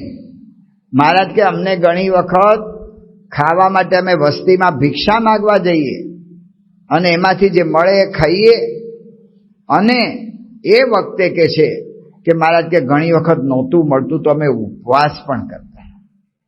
આટલો એનો સ્વાર્થી સ્વભાવ છે. પોતાના સિવાય બીજો વિચાર જ નથી કોઈ. લોભીઓ છે, સ્વાદીઓ છે, ડરપોક છે, બધું જ છે. અને એની અંદર પાછો આટલો સ્વાર્થી આપણું જરાય ના રાખતો હોય તો થાય મુખ પડતો મારા વાલા. પણ એવા વ્યક્તિને મહારાજે કેટલો તૈયાર કર્યો, કેટલો સાજો કર્યો કે એ 1 અને 2 શેર ઘી પચાવે. એટલે કે 1 કિલો ઘી માંથી જે મિષ્ટાન થાય એટલું પચાવી શકે એટલો ખાતો થઈ ગયો. આટલું બધું મહારાજે એની સેવા કરી. હાવ જાડા થઈ ગયા હતા એમાંથી આટલું. 1 કિલો ઘી માંથી કેટલું મિષ્ટાન થાય. અમારે ઠાકોરજીના 6 થાળ હોય ને 6 થાળમાં 1 થાળમાં 5 લાડુ મૂકીએ ને તો 1 કિલો ઘીમાં થઈ જાય. આ તો ભંડારીઓનો હિસાબ કરું છું, કદાચ મારી ભૂલ થતી હોય, પણ એ લોકોએ આવો હિસાબ કાઢેલો છે. 1 કિલો 30 લાડવા જ આપતી જાય મારવાલો. આટલો તૈયાર કર્યો. સ્વભાવને સામે જોયું જ નહીં, પ્રકૃતિ સામે જોયું જ નહીં. પ્રમુખ સ્વામી મહારાજે આખી જિંદગી શું કર્યું? ક્યારેય કોઈના સ્વભાવ સામું કંઈ જોયું જ નહીં. સર્વમંગલ સ્વામીને બોચાસણમાં કહ્યું હતું કે સ્વામી અમારી ભૂલ સામું જોતા નહીં. સ્વામી કે નથી જોતા એટલે તો હારે રહેવાય છે. ક્યારેય એમણે જોયું નથી. હું એમનો શિષ્ય છું તો હું થોડું ઘણું મારા ઘર માટે તો કરું. ઘર માટે તો થોડું ઘણું કરું. એક આપણા નિર્દેશક, એના પિતાશ્રી સત્સંગમાં પાક્કા હતા અને બધું સારું હતું. પણ જે મંદિર હતું, નાનું હરી મંદિર હતું, પણ ત્યાં કંઈક ઓલા જે મંદિરમાં સંચાલકો હોય એની હારે એને જે કંઈક પ્રશ્ન થયો એમાં મંદિરમાં આવતા બંધ થઈ ગયા. બંધ થઈ ગયા એને તો વાંધો નહીં, પણ શિવજીના મંદિરમાં જાય પાછા. ત્યાં જાય ને શિવ પુરાણની કથા કરે. પેલા અહીંયા વતનામ્રતની કરતા હતા, પણ બંધ કરાયું તો ત્યાં જઈને શિવ પુરાણની કરે. શિવ પુરાણની કથામાં પાછા પ્રસંગો યોગી મહારાજને પ્રમુખ સ્વામી મહારાજના કહે. સત્સંગ જીવમાં પાછો એટલો ખરો, પણ એને સત્સંગ પ્રત્યે આવો દ્વેષ બંધાયો એટલે એનો દીકરો નિર્દેશક ને એના પત્ની હતા એ નિર્દેશિકા. બેને એટલા હેરાન કરે. ઓલા લોકોને સભામાં જવાનો ટાઈમ આવે, નિર્દેશિકા બેન હોય એટલે એને લગભગ બપોરે જવાનું હોય છે. આ બધી સભાઓ મહિલાઓની બપોરમાં થતી હોય છે. તો બપોરે જવાનું થાય એ જ વખતે કંઈક કાઢે કે મારે આ ખાવું છે, મારું આમ વ્યવસ્થા કરી દો, આમ કરી દો. એટલે ઓલા બિચારા જઈ જ ના શકે. રાતના એનો દીકરો જતો હોય, એ વખતે મારે પગ દબાવી આપ કે મારું આમ કર ને મને તેમ કર ને, એટલે ઓલા બિચારા જઈ ના શકે. તો પણ ચલાવતા હતા. બહુ આવો ત્રાસ જેવું થયું એટલે સ્વામી બાપાને સારંગપુરમાં દિવ્ય સન્નિધિ પર્વ હતું ને પ્રમુખ સ્વામી મહારાજને મળ્યા. ને પ્રમુખ સ્વામી મહારાજને મળ્યા ને પૂછ્યું બાપાને કે બાપા શું કરવું આમાં? આવે એમ થાય છે કે અલગ રહેવા જતા રહે, ભલે એકલા રહેતા. સ્વામી શું બોલ્યા? સ્વામી કે ભલે કરતા એવું, પણ થોડું ઘણું સહન કરીને નભાવી લો. આ ભાઈને હું એ ગામમાં જ્યારે જતો ત્યારે કાયમ એને બોલાવતો, એને મળતો, એટલા માટે કે એનું મન થોડું છૂટું હતું, કારણ કે એનો એક દીકરો સાધુ હતા આપણા એટલે. તો એટલે એને મળું કરું, કાંઈ મેં મંદિરમાં આવે નહીં પણ આપણે બોલાવીએ એટલે મળીને જતા રહે. એક વખત હું છેલ્લે ગયો તો ત્યારે મને બોલાવ્યો એમણે એના ઘરે કે તમે પધરામણી આવો મારે કે. પધરામણીએ ગયો. એ ભાઈએ મને કહ્યું કે સ્વામી મારા માટે તમે પ્રાર્થના કરો. શું પ્રાર્થના? કે મારે છેલ્લું હવે મારા દિવસો છે તો બાપા ધામમાં તો લઈ જાય પણ જરાય બીમારી મને આપે નહીં. આ શેના માટે કે હું માગું છું કે મારે જો હું બીમાર પડીશ તો મારો દીકરો નિર્દેશક છે, એને સેવા છોડીને મારી સેવા કરવી પડશે. મારી દીકરાની પત્ની એ નિર્દેશિકા છે, એને સેવાનું ત્યાગ કરવો પડે, મારામાં જોડાવવું એટલે મારી સેવામાં જોડાવવું પડે. એ લોકોની સેવા બગડે નહીં એવું મને બાપા કરી આપે એવું તમે પ્રાર્થના કરો. જો પરિવર્તન થઈ ગયું, પરિવર્તન થાય છે. ધીરજ રાખવી પડે, થોડું ઘણું સહન કરવું પડે. યોગીજી મહારાજે વિજ્ઞાનદાસ સ્વામીનો જે માર સહન કર્યો ને જે સ્વભાવ સહન કર્યો, કલ્પનામાં ના આવે. મહંત સ્વામી મહારાજ વર્ણામા ગામમાં હતા, વિનુ ભગત, અને યોગીજી મહારાજને દાઢ દુખતી હતી એટલે બીજા સંતોને જમવા મોકલી દીધા અને પોતે ના ગયા. એ વખતે મહંત સ્વામી મહારાજ યોગીજી મહારાજના પગ દબાવતા હતા અને પગમાં પિંડીનો ભાગ આવ્યો. તે પિંડીનો ભાગ આવ્યો એમાં આટલો ખાડો, અડધા ઇંચ જેટલો હતો. તે મહંત સ્વામી મહારાજે પૂછ્યું કે બાપા વાગ્યું શું તમને, આટલો બધો ખાડો પડી ગયો? બાપા કે અમે રમતા રમતા પડી ગયા. હવે રમતા રમતા કોઈ પણ પડે તો આપણને કલ્પના થાય કે આમ પડે, આમ ઊંધો ન પડે, કઈ લગભગ આમ જ પડે. પછી વારંવાર પૂછ્યું તો બાપાએ વાત કરી, વિજ્ઞાનદાસ સ્વામીએ કેટલું મારેલા એમ કે અમે રાજકોટમાં હતા અને રાજકોટમાં એ જગ્યા તો આપણે હવે કાઢી નાખી, કડિયા શેરીમાં જગ્યા હતી એ મંદિર, તો ત્યાં અમે ઉપર રસોઈ કરતા હતા. વિજ્ઞાન સ્વામી ઉપર આવ્યા ને કે જોગી વાતો બોલો. ગમે ત્યારે એને આવું ઉમંગ આવી જાય, એટલે રાંધું છું, રાંધવામાં અત્યારે વાતો બોલવાની, પછી બોલશું સભામાં, અત્યારે જ બોલ. તો યોગી મહારાજ વાતો બોલવા માંડ્યા, બરાબર જ બોલેલા, પણ આને તો ઓલું ખુન્નસ ચડેલું ને, ગળાને છે ને ચળ ઉપડે છે કઈ પણ, એમ આને આવી ચળ ઉપડેલી. તે એણે યોગીજી મહારાજને વાતો બરાબર બોલી રહ્યા તો પણ સાણસીથી પિંડી પકડી અને સાણસીથી ચોંટ્યો ભર્યો.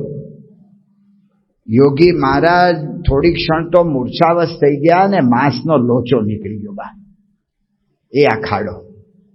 આવા તો કેટલાય પ્રસંગ કયા મહંત સ્વામી. મહંત સ્વામી મહારાજે કહ્યું કે તમે આવું કરે તો તમે ભાગી ના જાઓ. યોગી મહારાજ કે ના ગુરુ, વાંસો સામેથી ધરીએ કે ગુરુ એમ રાજી થતા હોય, ભલે ને રાજી કરવા છે ને આપણે ગુરુ. આ યોગીજી મહારાજ, આટલું યોગી મહારાજે સહન કર્યું. મહંત સ્વામી મહારાજે આ બધા પ્રસંગો લખી લીધા અને કાગળ તૈયાર કર્યો. બીજે દાડે એમને એમ કે મુંબઈમાં યુવકો છે ને કાગળ મોકલું તો બધાને સમાજતા યોગી મહારાજનો મહિમા સમજાય. પણ એમને એમ થયું કે યોગી મહારાજ એક વખત એમાં સહી કરી દે એટલે પ્રમાણભૂત થઈ જાય બધા પ્રસંગો. તે બાપાને આશીર્વાદ લખાવા ગયા. યોગી મહારાજે જોયું. યોગી મહારાજ કે આ શું કર્યું? કે બાપા પ્રસંગો લખ્યા. બાપા કે ગુરુ મેં કે આ તમને જાહેર કરવા પ્રસંગો નથી કયા, આ તો તમારા જીવનમાં આવા પ્રસંગો આવે તો તમને વાંધો ન આવે એટલા માટે કયા છે. અને ફાડી નાખ્યો કાગળ. પછી જીવન ચરિત્ર લખાતું ત્યારે મોહન સ્વામી મહારાજે યાદ કરીને ફરી પ્રસંગો બધા લખાવે. તો યોગીજી મહારાજે અસહ્ય સહન કર્યું. પ્રમુખ સ્વામી મહારાજે તો અતિશય સહન કર્યું. માનસિક પ્રશ્નો હતો એમાં જેમણે માર કાઢ્યો કોઈ કાઢી જ ના શકે. ને મહંત સ્વામી મહારાજે આખી જિંદગી સહન કર્યું છે. મને એક સંતે બહુ સારી વાત કરી હતી કે મોટા પુરુષ હોય, જમતા હોય ને જમવામાંથી તમને 2 ચકતા આપે તો તમે રાજી થાવ કે નહીં? આપણને કોઈ 2 ચકતા આપે તો રાજી થઈ જાય, હા બાપાએ મને 2 ચકતા આપ્યા.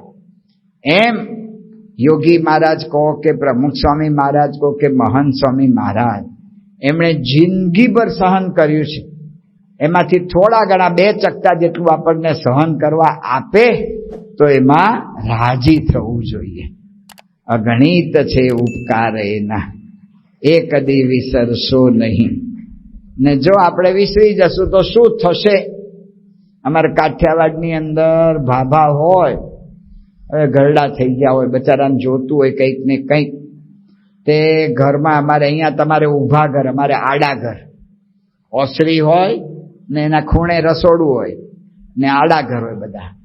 તે રસોડા આગળ વારંવાર જાય, કઈ પોસું છે, ઘડીક વાર થોડી વાર જાય કે કઈ શા બનાવી દેશો, થોડી વાર થાય 15-20 મિનિટ, અડધો કલાક, આમ લાવો તેમ લાવો. ઓલી છોકરાની વહુઓ કંટાળી ગઈ. બધી છોકરાની 2-3 છોકરા હતા ની વહુએ ભેગી થઈને એના દીકરાઓને ફરિયાદ કરી, એક કરો, ભાભાન રાખવો હોય તો અમને ના રાખો, અમને રાખવા હોય ભાભાન નથી રાખવા. છોકરાને થયું બિચારા ભાભાને ક્યાં મૂકવા?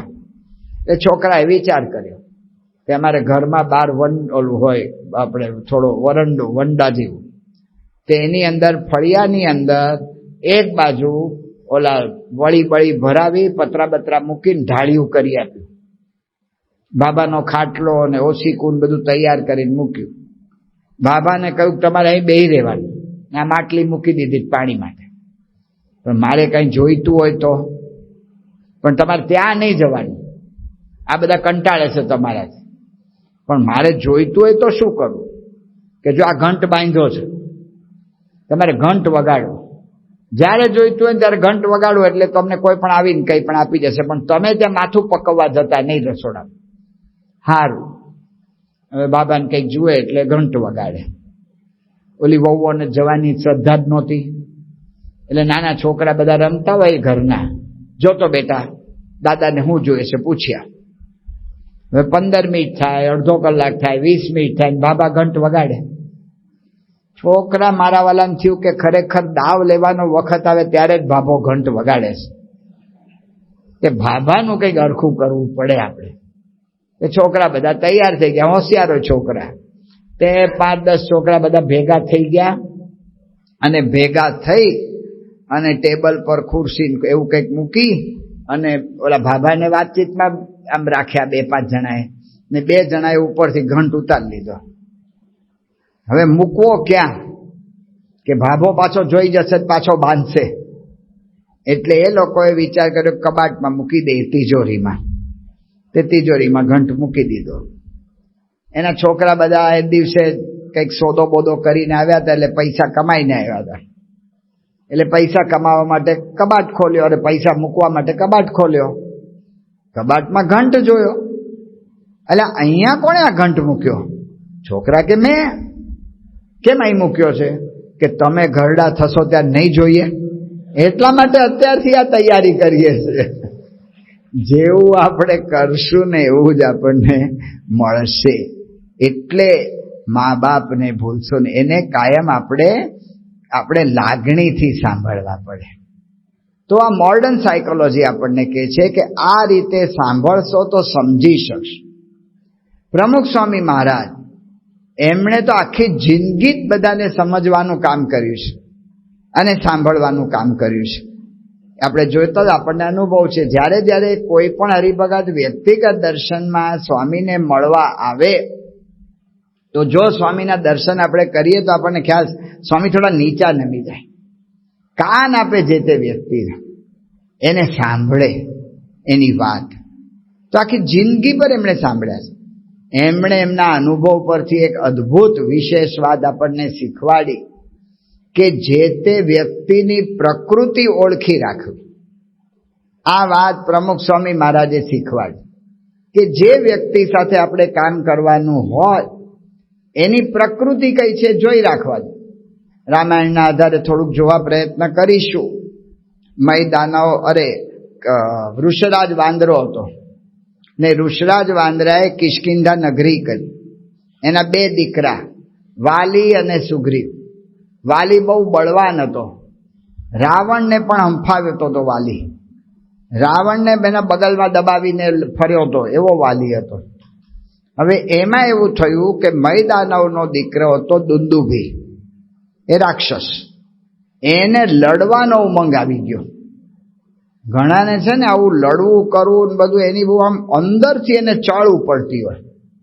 કે ઘણા એમ કે ઘણા વખતથી કોઈ મળ્યો નથી, હાથની ખુજલી જતી નથી.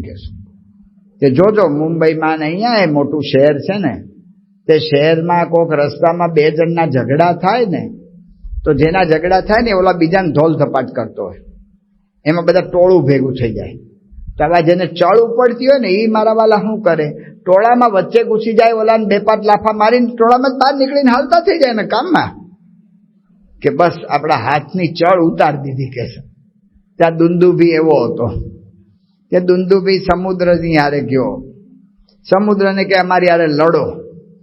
વરુણ દેવતાએ કહ્યું કે અમે લડી લડીને થાક્યા, હવે અમારે લડવું નથી. તારે બહુ બળ હોય ને તો હિમાલય પાસે જા, એ મોટો છે ઊંચો, એ તારી હારે બાટક. હિમાલય પાસે ગયો. હિમાલયના મોટા મોટા પથરાઓ, શિલાઓ મોટી મોટી લઈને નીચે ફેંકવા માંડ્યો. હિમાલય કહ્યું, ભાઈ સાહેબ અમે ઋષિઓનું આશ્રય સ્થાન છીએ અને તું અમને શું કામ અહીંયા હેરાન કરે છે ભાઈ? પણ કે મારે લડવું છે, મને ચળ ઉપડી છે. તો કે વાલી સાથે જા. અને વાલી સાથે ગયો અને પેલા તો મુક્કા મૂકીને લાતા લાતીને બધું કર્યું. પછી તો ઝાડ આખા ઉખાડીને 2 એકબીજાને જોડવા માંડ્યા. એમાં વાલીનો ક્રોધ ગયો ને બળવાન એટલો હતો કે દુંદુભીના 2 પગ પકડી લીધા અને પગ પકડીને ગોળ ગોળ ગોળ ફેરવીને મારી નાખ્યો. આવો બળવાન વાલી હતો. દુંદુભી મરી ગયો. એનો દીકરો માયાવી, એ માયાવી આવી રીતે ઓલો આવ્યો ત્યાં, એને થયું કે મારા ભાઈનું વેર લેવું પડશે. પણ આ વાલીની સામે રહીને લડવું એ અઘરું કામ છે. એને યુક્તિ કરી. એ રાતના કિષ્કિંધા નગરીની બહાર આવ્યો. ત્યાં ઊભો ઊભો ગાળો આપે કે વાલી ડરપોક છે, બીકણ છે, રાતના ઘરમાં ભરાઈ રહ્યો છે ને હુઈ રહ્યો છે ને એવું બધું છે. તે ઘણું બધું બોલ્યો. તો વાલી જાગી ગયો કે કોણ બોલે છે ને મારો. એની પત્ની તારાએ કહ્યું કે આ જે બોલે છે કિષ્કિંધાની બહારથી બોલે છે, આપણે હું માથાકૂટ હોઈ જાઉં ને શાંતિથી, કે મને કોક બોલે ને હું સહન કરું? મારે એને પૂરો જ કરવો છે. પણ આ રાતના સમય છે, તમે જશો, રાક્ષસ છે ને શું થશે? જે થવું એ થાય, મારે એને પૂરો કરવો જ પડે. મારા ઉપર કોઈ બોલ્યું એમ હું ના ચલાવી દઉં. એના ભાઈ સુગ્રીવે કહ્યું કે ભાઈ રવા દો ને માથાકૂટ, આપણે અહીંયા રહી જાવ ને, તું બેસી રહે એક બાજુ, હું જઉં છું. અને વાલી ગયો. વાલી ગયો એટલે ઓલો માયાવી તો આયોજન સાથે આવેલો એટલે એ ભાગ્યો. વાલી એની પાછળ દોડ્યો તો સુગ્રીવે દોડ્યો. સુગ્રીવ શું કામ દોડ્યો? કે મારા ભાઈને કઈ મુશ્કેલી થઈ જાય તો મદદ થાય મારી, એટલે ગયો. માયાવી આયોજન સાથે આવેલો, ગુફામાં ઘૂસી ગયો. સુગ્રીવ એની યાર વાલી અંદર ગુફામાં ઘૂસવા ગયો. સુગ્રીવ જતો હતો, વાલી કે ઉભો રહે, જઈ અંદર આવતો નહીં, હું એકલો પહોંચી વળીશ, તારી કોઈ જરૂર જ નથી. અને વાલી અંદર ઘૂસી ગયો. વાલી અંદર ગયો અને લડાઈ થાય. બહાર ઉભો ઉભો સુગ્રીવ ગભરાયા કરે અને હોકારા ને પડકારા ને બધું એમ થાય કે મારો ભાઈ વાલી મરી ગયો.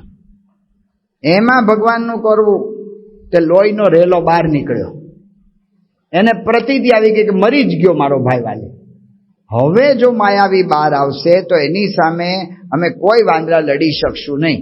એટલે માયાવી બહાર ના આવે એટલે એને શું કર્યું, મોટા મોટા પથરા લઈ ગુફાનું જે મોઢું કહીએ કે દરવાજો કહીએ એને બંધ કરી દીધું અને એ ભાગ્યો. કિષ્કિંધા નગરીમાં એણે નક્કી કર્યું હતું કોઈને કંઈ જણાવવું નહીં, નહીંતર વાલીના મરવાનું દુઃખ કહીશું બધાને બહુ દુઃખ થશે, એટલે કે કોઈને કશું આપણે જણાવવું નહીં. પણ મારા વાલા મંત્રીઓ હતા જે વાનર મંત્રી પત્રકાર જેવા હતા, એ ઝીણા ઝીણા એટલા બધા પ્રશ્ન પૂછ્યા તે ઓલાને બધાને ખબર પડી ગઈ કે વાલી મરી ગયો છે. બધાએ કહ્યું સુગ્રીવને કે હવે કોકે રાજા થવું જ પડે, તમે રાજા થાવ. ઈચ્છા નહોતી તો એ રાજા થયા. આ બાજુ એવું થયેલું કે વાલી નહોતો મર્યો પણ માયાવી મરી ગયો હતો ને એનો ઓલો લોહીનો રેલો ચાલ્યો. વાલી બહુ થાક્યો હતો એટલે થોડી વાર તો ત્યાં ગુફામાં આરામ કર્યો, જાગ્યો અને એને થયું કે હાલો બહાર નીકળું.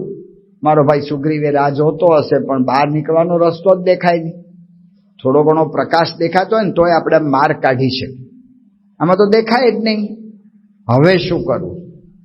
એટલે એને ગમે ત્યાં અફડાતા જ્યાં જાય ત્યાં ભટકાય ને આમ થાય ને તેમ થાય એમ કરતા કરતા શોધતા ઓલા પથરા ઢાંકેલા પણ થોડા થોડા કાણા રહી ગયા હોય ને એમાંથી પ્રકાશ આવતો હતો એટલે એ રીતે એને દરવાજો ગોતી કાઢ્યો. મોટા મોટા પથરા એવા જંગી હતા તો હાથે ને પગે લાત મારી મારીને બધા પથરા દૂર કર્યા ને બહાર નીકળ્યો. વાલીને ગુસ્સો ચડ્યો, મારો ભાઈ મને મારી નાખવા માટે દરવાજો બંધ કરી ગયો, આવો નિમક હરામ માણસ, એને બતાવી દો. અને એ કિષ્કિંધામાં આવ્યો. સુગ્રીવ તો રાજ સિંહાસન પર બેઠો હતો, વાલીને જોતા જ કૂદ્યો. ઓહો ભાઈ તમે જીવતા છો એમ કરીને પગે પડ્યો. વાલીએ સુગ્રીવને લાત મારીને કાઢી મૂક્યો. એની પત્ની ઉમા લઈ લીધી અને એને દેશ નિકાલ કર્યો. પછી ઘણા પ્રશ્નો થયા, આપણે લંબાવતા નથી. ભગવાન રામચંદ્રજીએ પછી વાલીનો મોક્ષ કર્યો ને વાલીને પોતાની ભૂલ સમજાણી હતી, એ બધી વાત છે. અહીંયા આપણે વાત સમજવા પ્રયત્ન કરીએ છીએ, પ્રકૃતિ ઓળખી રાખવી. પ્રમુખ સ્વામી મહારાજ જેને જેને કામ સોંપતા એને બધાને એક કામ વાત કરતા કે જેની સાથે કામ લેવાનું છે એની પ્રકૃતિ ઓળખી રાખો, એનો સ્વભાવ ઓળખી રાખવાનો કે એનો સ્વભાવ કેવો છે. આ પ્રકૃતિની ખબર કેવી રીતે પડે? કારણ કે આ બેની પ્રકૃતિ એકબીજાએ નહોતી ઓળખી. વાલીનો સ્વભાવ કેવો છે? પરાક્રમી છે, એનો ગુણ છે, પણ અહંકારી છે. અહંકારી માણસને આપણે એમ કહીએ કે તને મદદ કરવામાં આવું એટલે એને શું લાગે કે આ મને છે ને ઓછો બળવાન સમજે છે એટલે મને મદદ કરવા આવે છે. એટલે એને કહેવાય જ નહીં કે તને મદદ કરો, પણ એને મદદની જરૂર હોય તો એને મદદની જરૂર પડે. આપણને લાગતું જ હોય કે પડશે તો કીધા વગર મદદની તૈયારી રાખવાની, પણ એને તો એમ જ કહેવાનું અહંકારીને કે તમે જીતશો જ ને હું તમને હાર પહેરાવીશ જીતનો. પણ સુગ્રીવ બચારો જાણતો નહોતો, મદદ કરવા ગયો, એ પ્રકૃતિ ના સમજી શકે. સુગ્રીવની પ્રકૃતિ કેવી છે? બીકણ છે. પહેલી વાર વાલીને અટકાવ્યો કે ન જશો, બીજી વાર વાલી મરી ગયો એમ ધારીને દરવાજો બંધ કરી. બીકણ પ્રકૃતિનો માણસ છે. એ આવી રીતે ગુફાનો દરવાજો બંધ કરી દે, મારે સમજી લેવાનું હોય. બે એકબીજાની પ્રકૃતિ સમજી ના શક્યા, એમાં પ્રશ્ન થયો.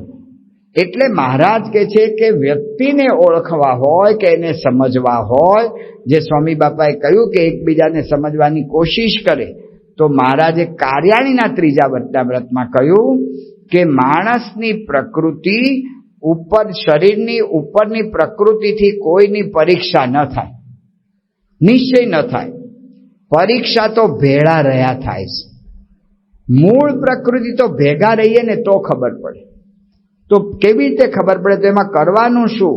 તો મહારાજ કહે છે કે બોલ્યામાં ચઢાય, ચાલ્યામાં જણાય, ખાતે જણાય, પીતે જણાય, સૂતે જણાય, ઉઠતે જણાય, બેઠતે જણાય. મહારાજ કહે છે કે એની હારે દરેક ક્રિયાનો અભ્યાસ કરો તો ખબર પડશે કે કોની કઈ પ્રકૃતિ છે. ઉપર છેલ્લાથી નહીં ખબર પડે. રામાયણનો જ પ્રસંગ છે. હનુમાનજી અને એની ટુકડી, અંગદની ટુકડીને મોકલેલા દક્ષિણ તરફ, ને હનુમાનજીએ સીતાની શોધ કરી. સીતાની ઘણી બધી ટુકડીઓ મોકલેલી દરેક દિશામાં. એમાં હનુમાનજીની ટુકડીને સીતાજી મળી આવ્યા. એટલે આખા ટીમ મેમ્બર્સને બધાને ઉમંગ હોય ને, લીડરને તો હોય જ કે આપણે ક્રિકેટ જીતી આવ્યા, પણ બધા ટીમના જેટલા મેમ્બર હોય બધાને ઉમંગ હોય, બધા વાંદરાને ઉમંગ. એટલો આનંદ થઈ ગયો બધાને કે વાહ વાહ.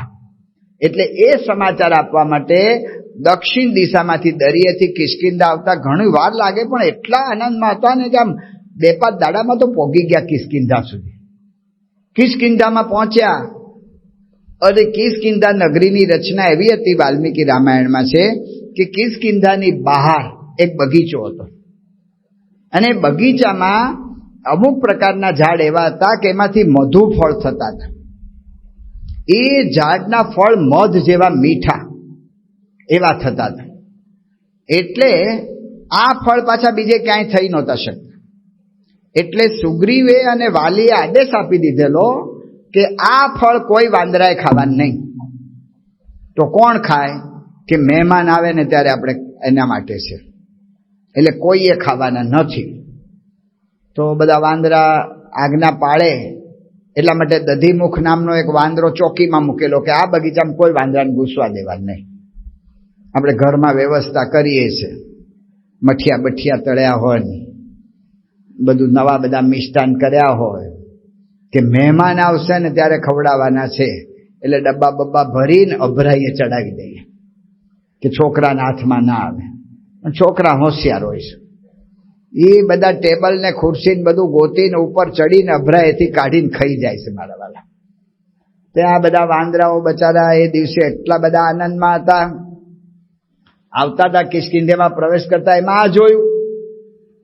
હનુમાનજીને વિનંતી કરી, ભાઈ કોક દિવસ તો પાર્ટી આપો, આજે આ મેચ જીતાઈ ગઈ છે તો આજે તો આઈસ્ક્રીમ ખવડાવો, કે આજે તો આ મધુફળ અમને ખવડાવો, મેં આટલું મોટું કામ કર્યું, તમને સહકાર આપ્યો. હનુમાનજી કે ખાઓ. ઓલો દધીમુખ વાંદરો ઉભો રહ્યો કે બગીચામાં કોઈ ઘૂસવાનું નથી. તે દધીમુખે રોક્યા તો બધા વાંદરાઓ ભેગા થયા અને દધીમુખને માર્યો, ને લાતો મારીને ગુંબા માર્યા, ને એક બાજુ ઉછાળીને ફેંક્યો, ને બધા ઘૂસી ગયા અંદર.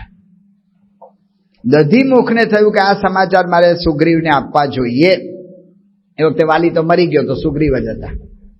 તો સુગ્રીવને મળવા આવ્યા. તો સુગ્રીવ તો ભગવાન રામચંદ્રજી જ્યાં પ્રવર્ષણ પર્વત પર રહેતા તો ત્યાં ગયા હતા, એટલે ત્યાં ગયો. અને સુગ્રીવને રામચંદ્રજી વાત કરતા હતા, એકદમ ગયો અને ગુસ્સામાં બોલવા માંડ્યો.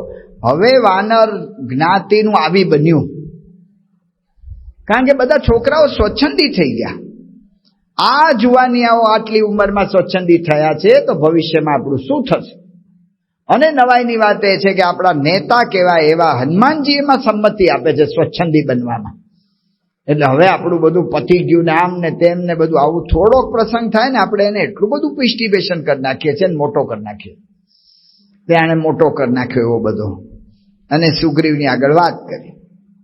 ભગવાન રામચંદ્રજીએ સુગ્રીવને પૂછ્યું કે આ વાંદરો કે છે શું?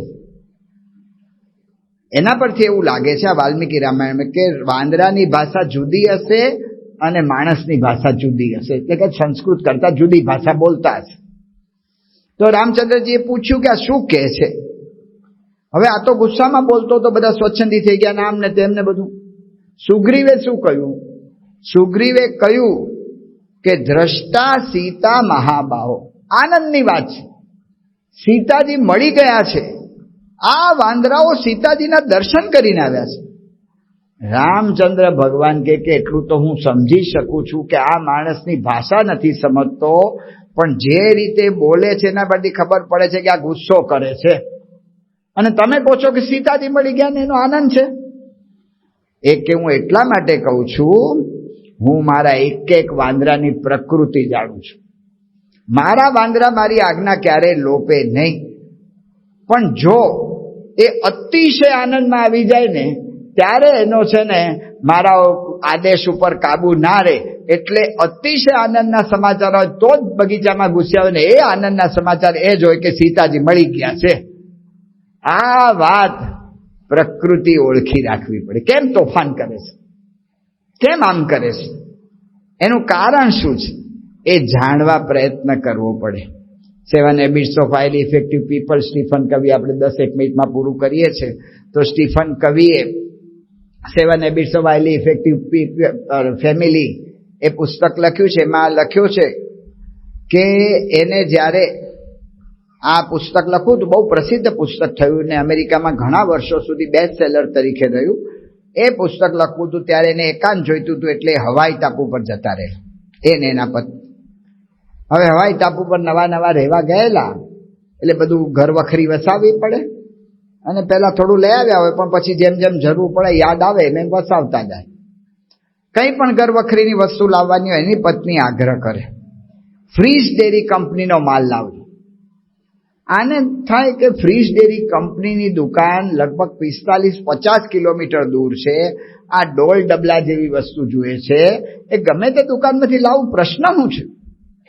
જો બીજા કોઈક હોય ને તો એમ થાય કે આ છે ને મને હેરાન કરવાના ધંધા કરે છે, એને મારી પાસે વધારે કામ કરાવવું એમાં એ આનંદ લેશે. તરત આપણને આવી શંકા જાય. પણ આ સ્ટીફન હતા એટલે એણે પ્રકૃતિ ઓળખવાનો પ્રયત્ન કર્યો. એક વખત એના પત્નીને બધા કંઈક આનંદમાં હશે એટલે એણે ધીમે રહીને પૂછ્યું, તમે કાયમ આ ફ્રીજ ડેરી કંપનીનો માલનો આગ્રહ કેમ કરો છો?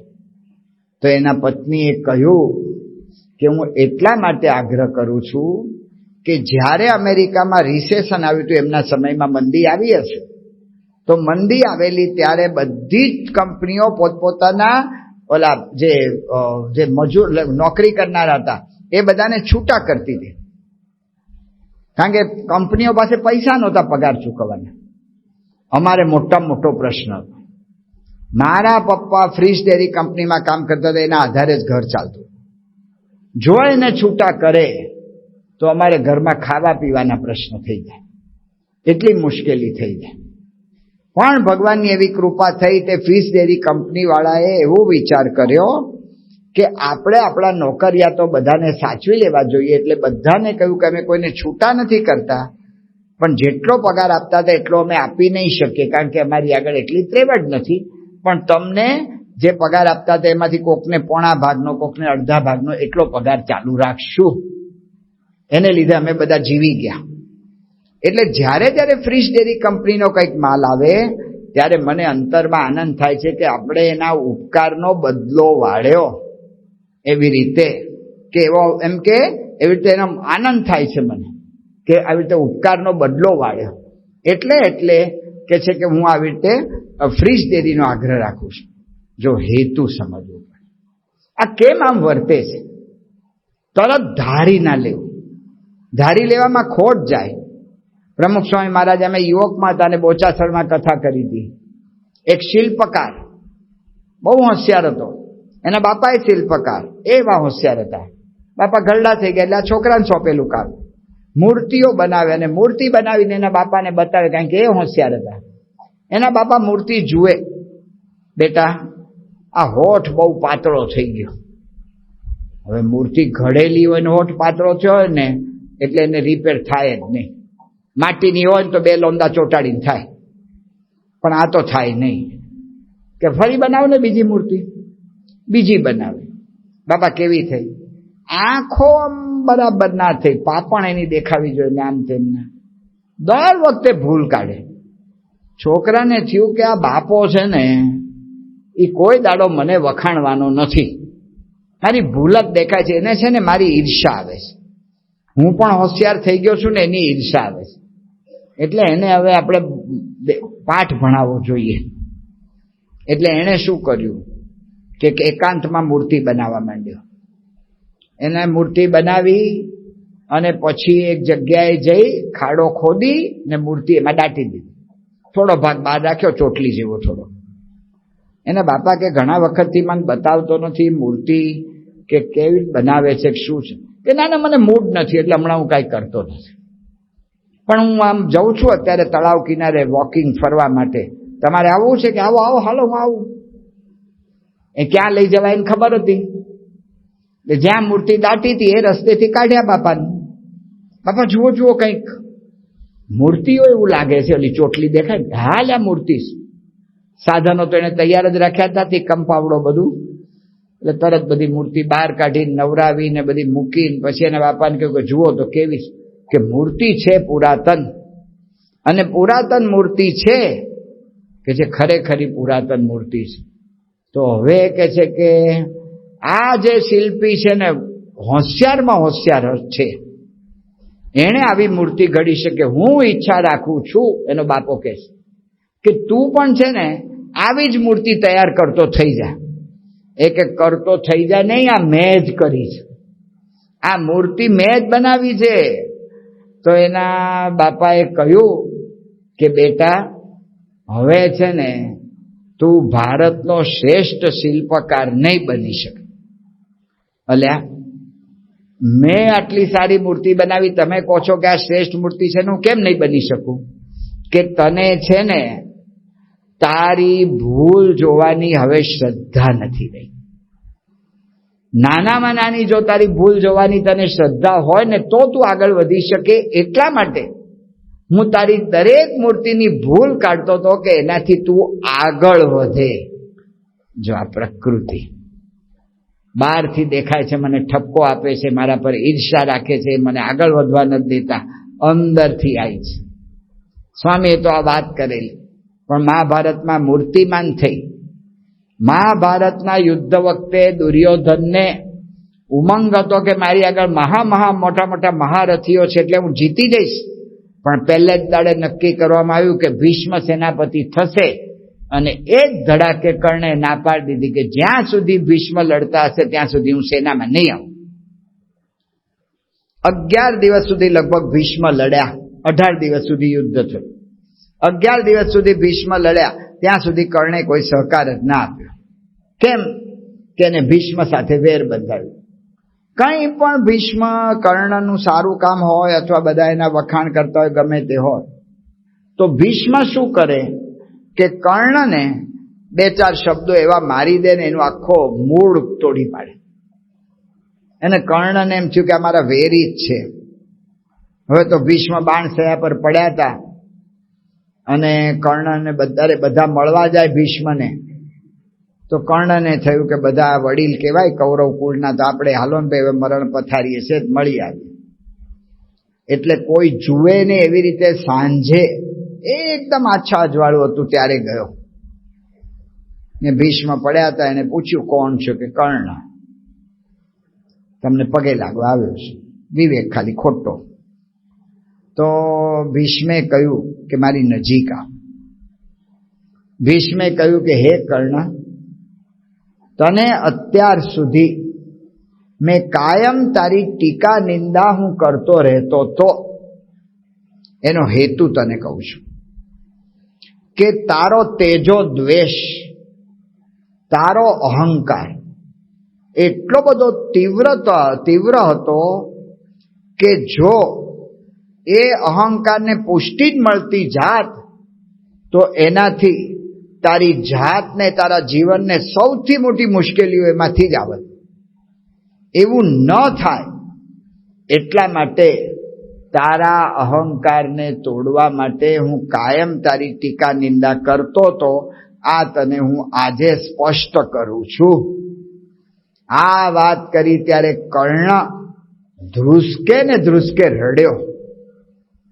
પ્રકૃતિ ઓળખી રાખ. એની પાછળ હેતુ શું છે એ જોયા કરવું પડે. હેતુ જો જોયો હોય તો ખ્યાલ આવે. એટલે પ્રમુખ સ્વામી મહારાજે આવી બધી વાતો, મેનેજમેન્ટની અદ્ભુત વાતો એમના જીવનમાં સાહજિક હતી. સ્વામીના જીવનમાં આપણે જોઈએ ખાતા પીતા હરતા ફરતા સાહજિક આ બધી વાતો થાય, અને સાહજિક સ્વામી આવી બધી વાતો કરી દેતા.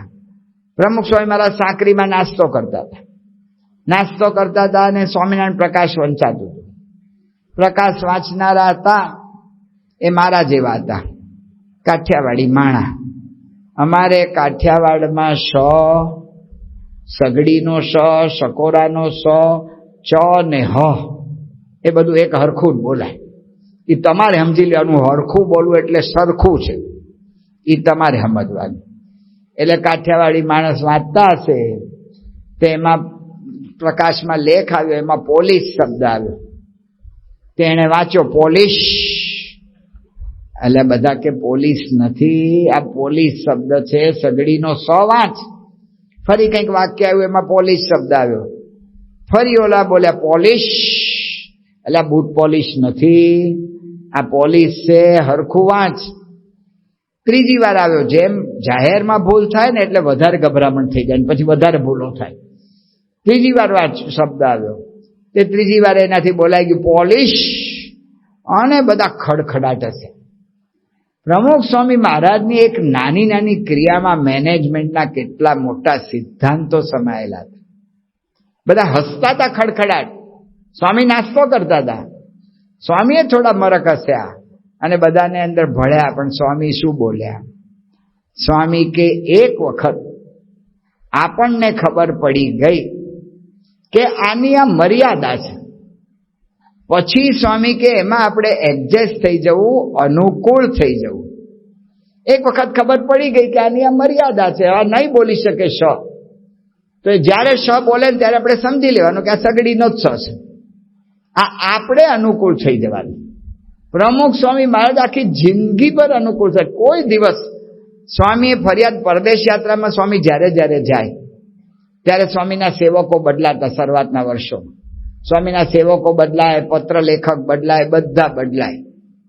તોય કોઈ વખત સ્વામી એકેની ફરિયાદ તો નથી કરી, પણ કામ જરાય અટકવા નથી દીધું. ઓછું જરાય કામ ઓછું ના કરે. એ અનુકૂળ થઈ જાય, એને એડજસ્ટ થઈ જાય. એડજસ્ટ થવું, અનુકૂળ થવું.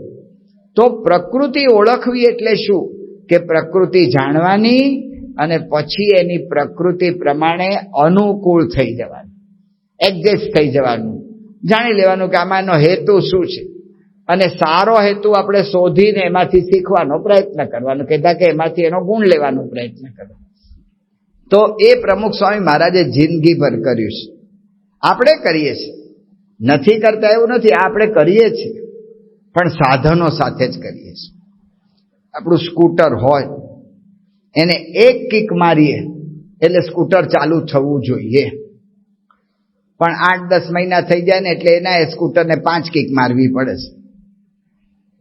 તોય આપણે ટેવાઈ ગયા કે બરાબર છે, આપણે સ્કૂટરની ફરિયાદ નથી કરતા કે ભાઈ તો એ જ હોય 5 કિક, તો આપણે એને એડજસ્ટ થઈએ છીએ. પ્રેશર કુકરમાં કોઈ પણ વસ્તુ રાંધવા મૂકો એટલે 15 થી 20 મિનિટમાં બફાઈ જવું જોઈએ.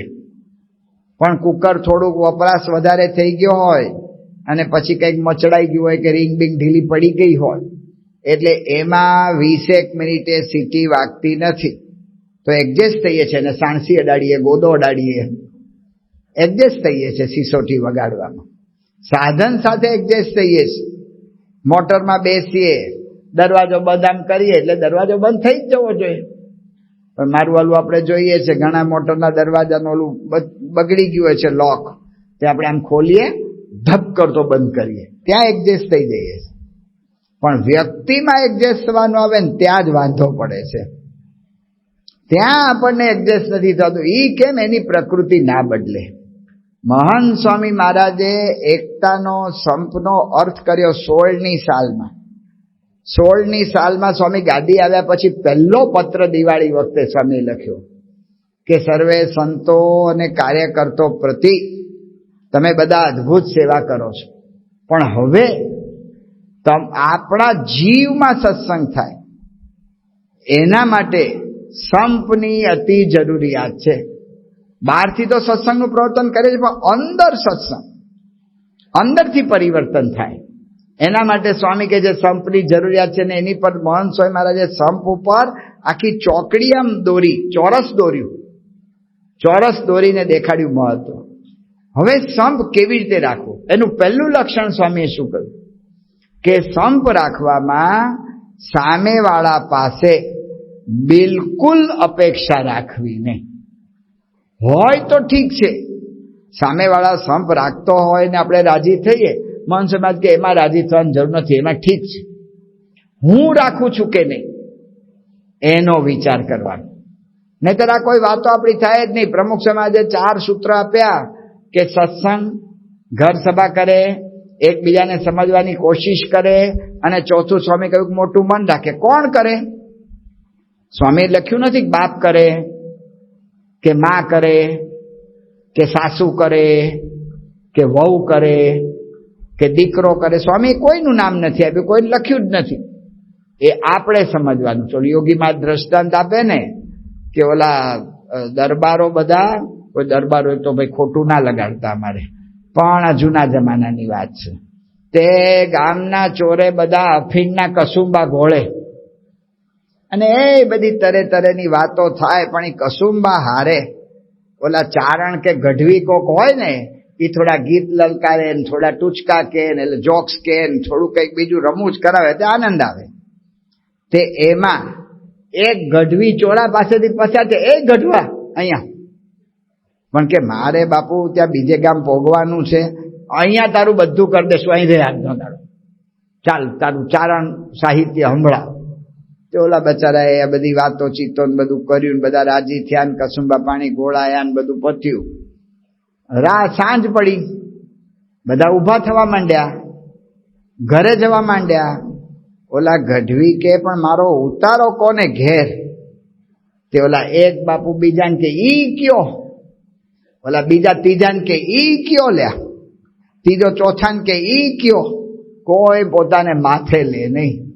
એમ આ બધા વાક્યો કોને માથે લેવાના? જેણે કરવું એને તો એને શું કરવાનું?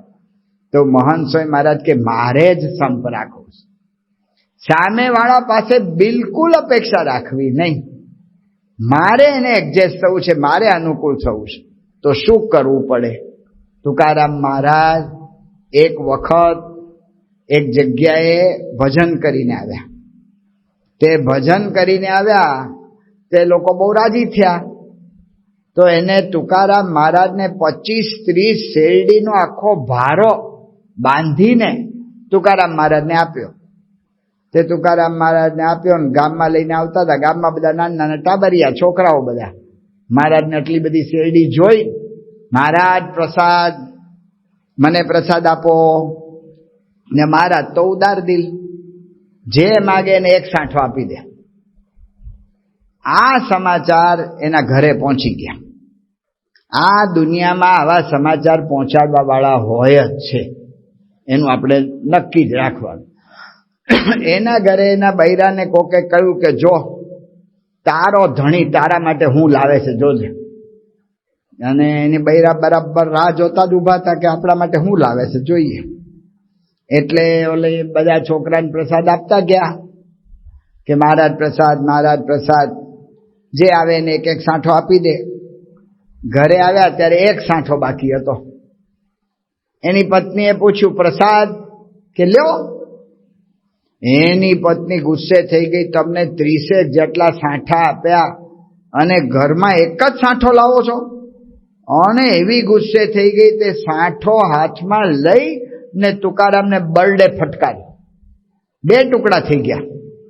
તુકારામ કે તું કેટલી ડાહી છો, તે 2 ટુકડા કરી આપ્યા, ચાલ અડધો તું ખાઈ લે ને અડધો હું ખાઈ લઉં. આનું નામ એડજસ્ટ થયા, અનુકૂળ થઈ ગયા. કે એની પ્રકૃતિ છે ક્રોધની, હવે એની ક્રોધની પ્રકૃતિ બદલાય કે ના બદલાય, પણ એ પ્રકૃતિમાં એને શું સારું કર્યું છે એટલું પકડી લીધું ને એને અનુકૂળ થઈ ગયા. તો આનું નામ એડજસ્ટ થવું, આનું નામ પ્રકૃતિ ઓળખી રાખવી. તો બીજાને સમજી શકીએ અને તો આપણને શાંતિ રહે. તો આપણે કરી શકીએ. મહારાજ સ્વામીને પ્રાર્થના.